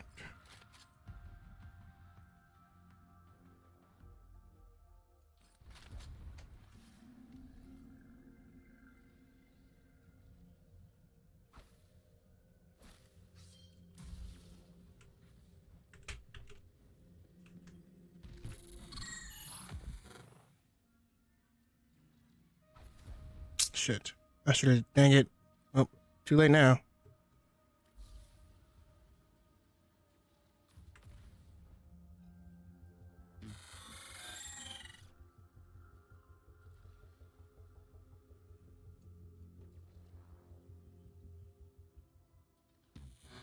Can you move to my warlock?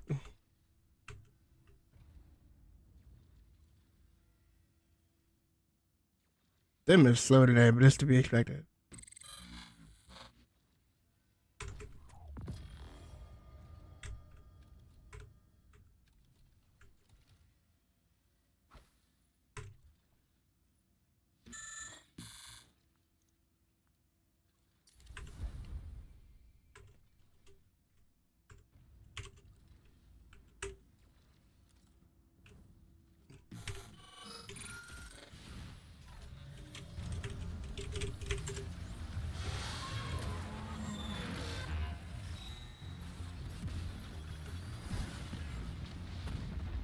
Guardian down.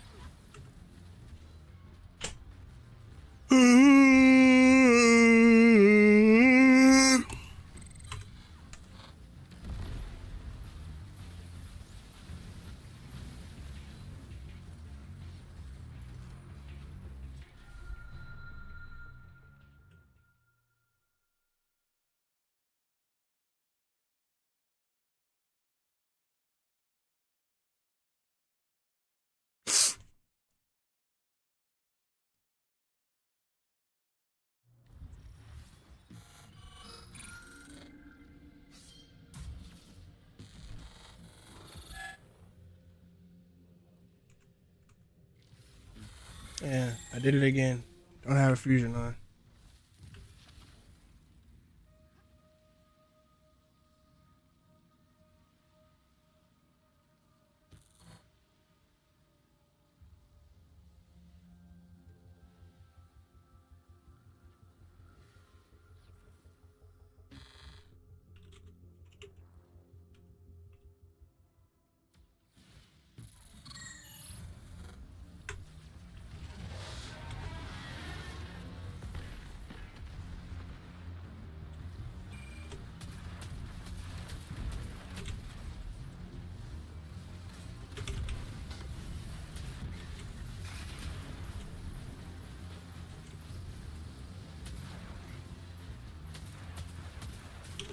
Nice.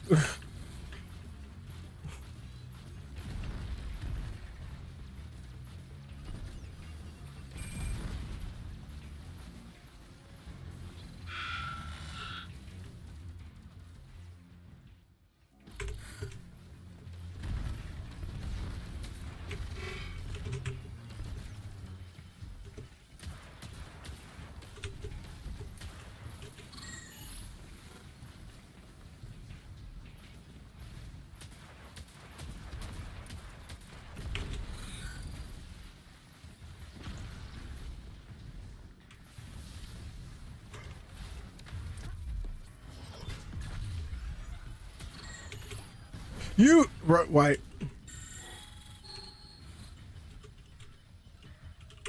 I hate lock jump. I hate lock jump, bro.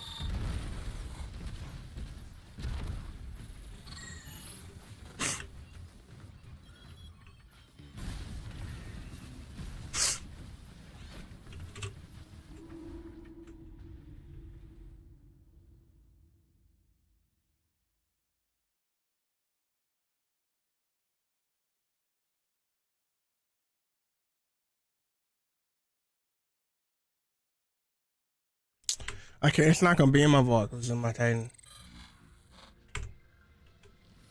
Yeah, it's fuck. Can't use it.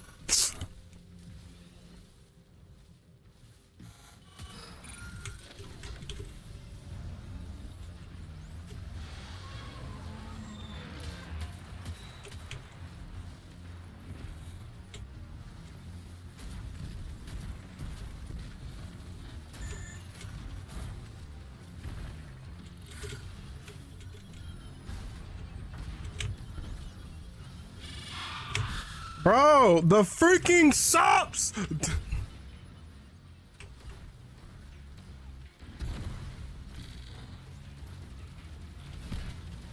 Can we get to deeps? Good lord, these subs are difficult.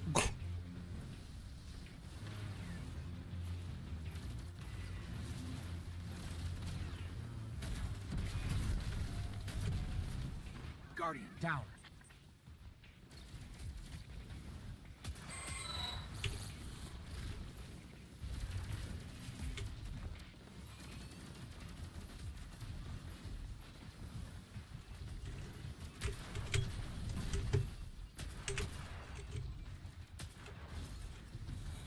Guardian down.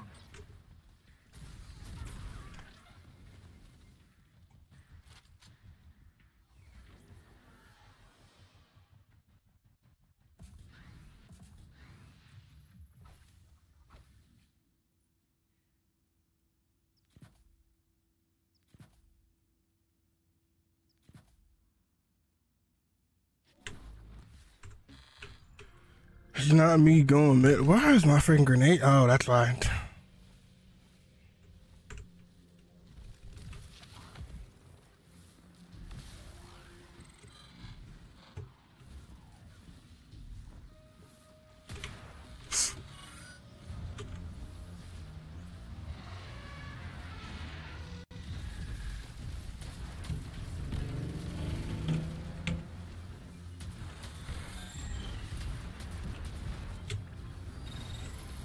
Guardian down.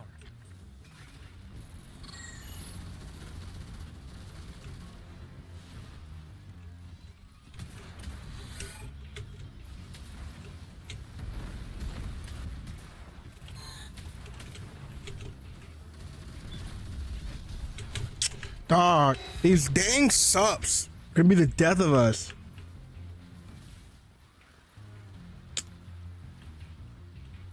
Okay, dog. I don't even care anymore. Yeah,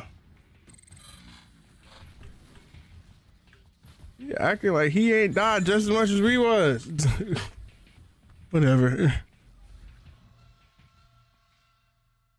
You know what, man? I don't really care that much.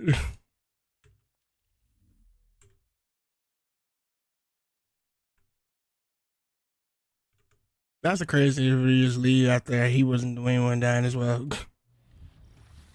It's not just me. But you got it, brother.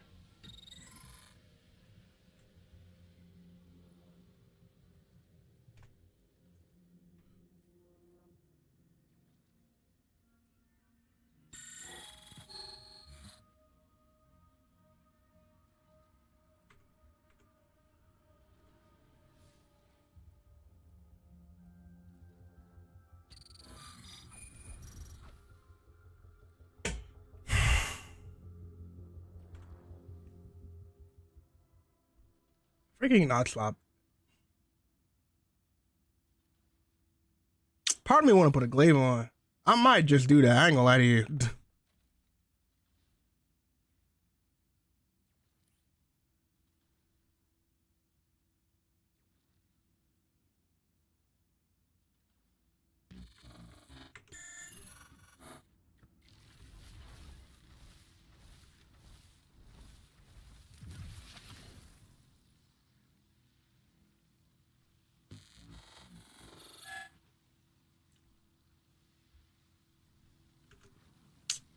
Weird, bro.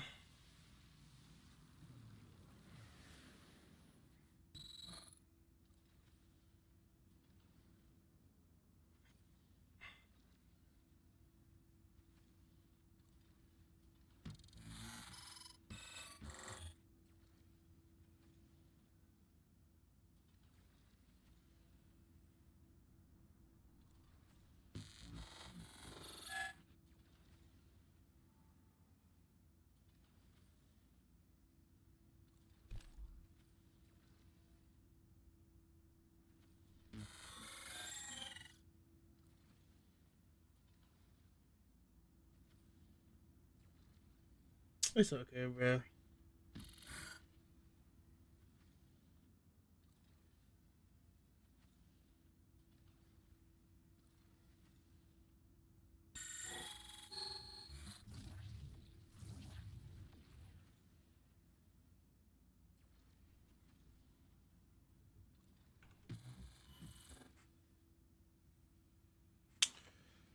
This is terrible, man. I hate being on lock.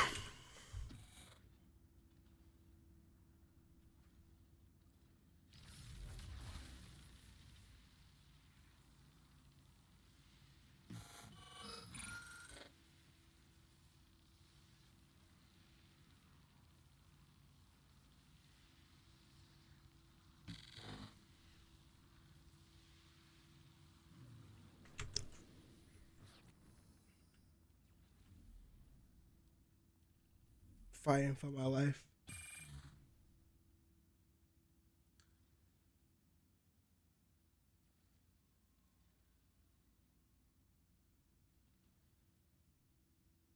I just realized bro's using the original recluse. Oh no, he's not. Never mind.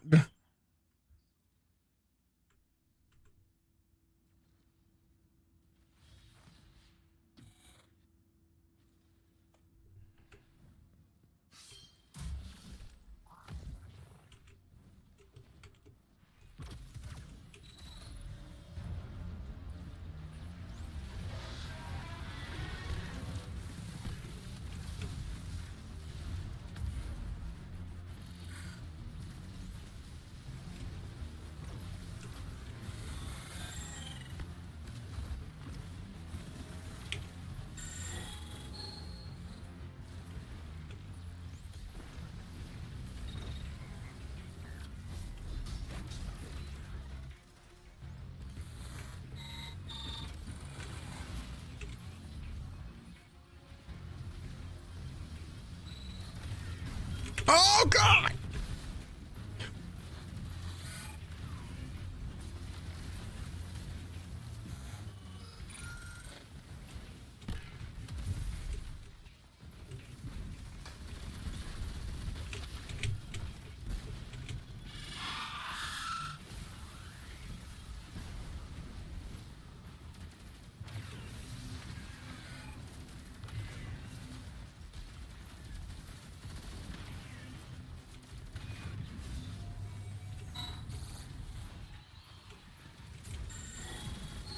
Guardian down.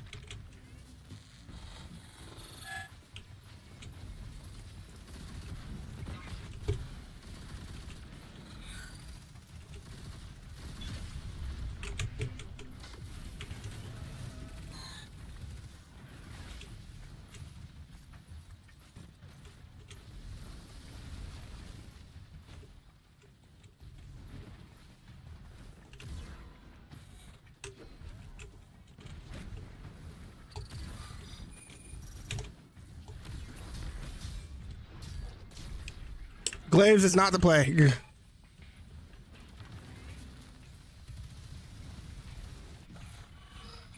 Man, I'm not even gonna melee. I'm gonna just shoot. This pisses me off, man.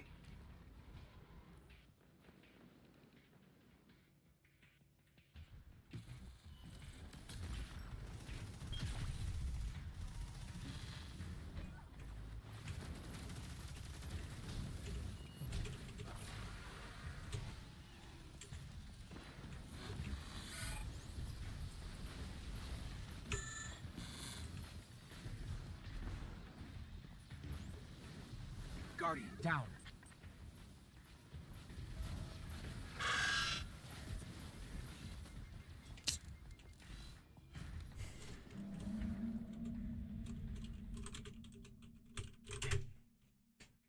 I'm gonna just use a glaive. I'm gonna use the glaive and stay alive.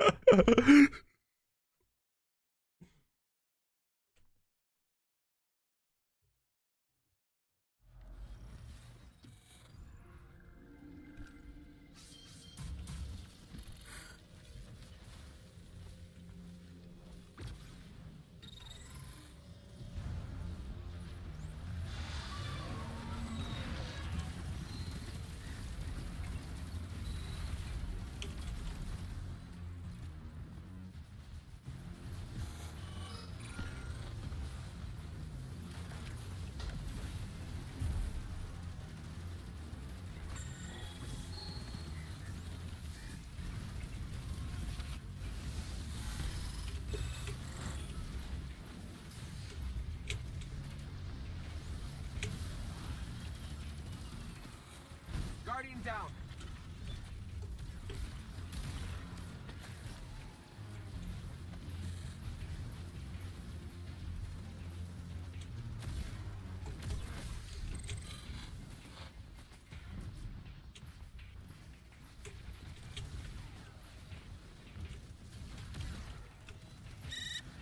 Come on! Why do these dudes take so much health?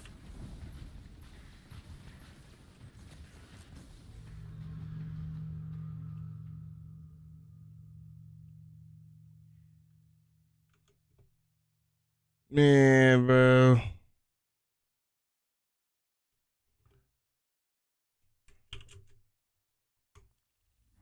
Man, yeah, I'm gonna just get off and get the damn thing then. He's like, I got a CP. A checkpoint! Checkpoint! The fact that I had to say that is crazy.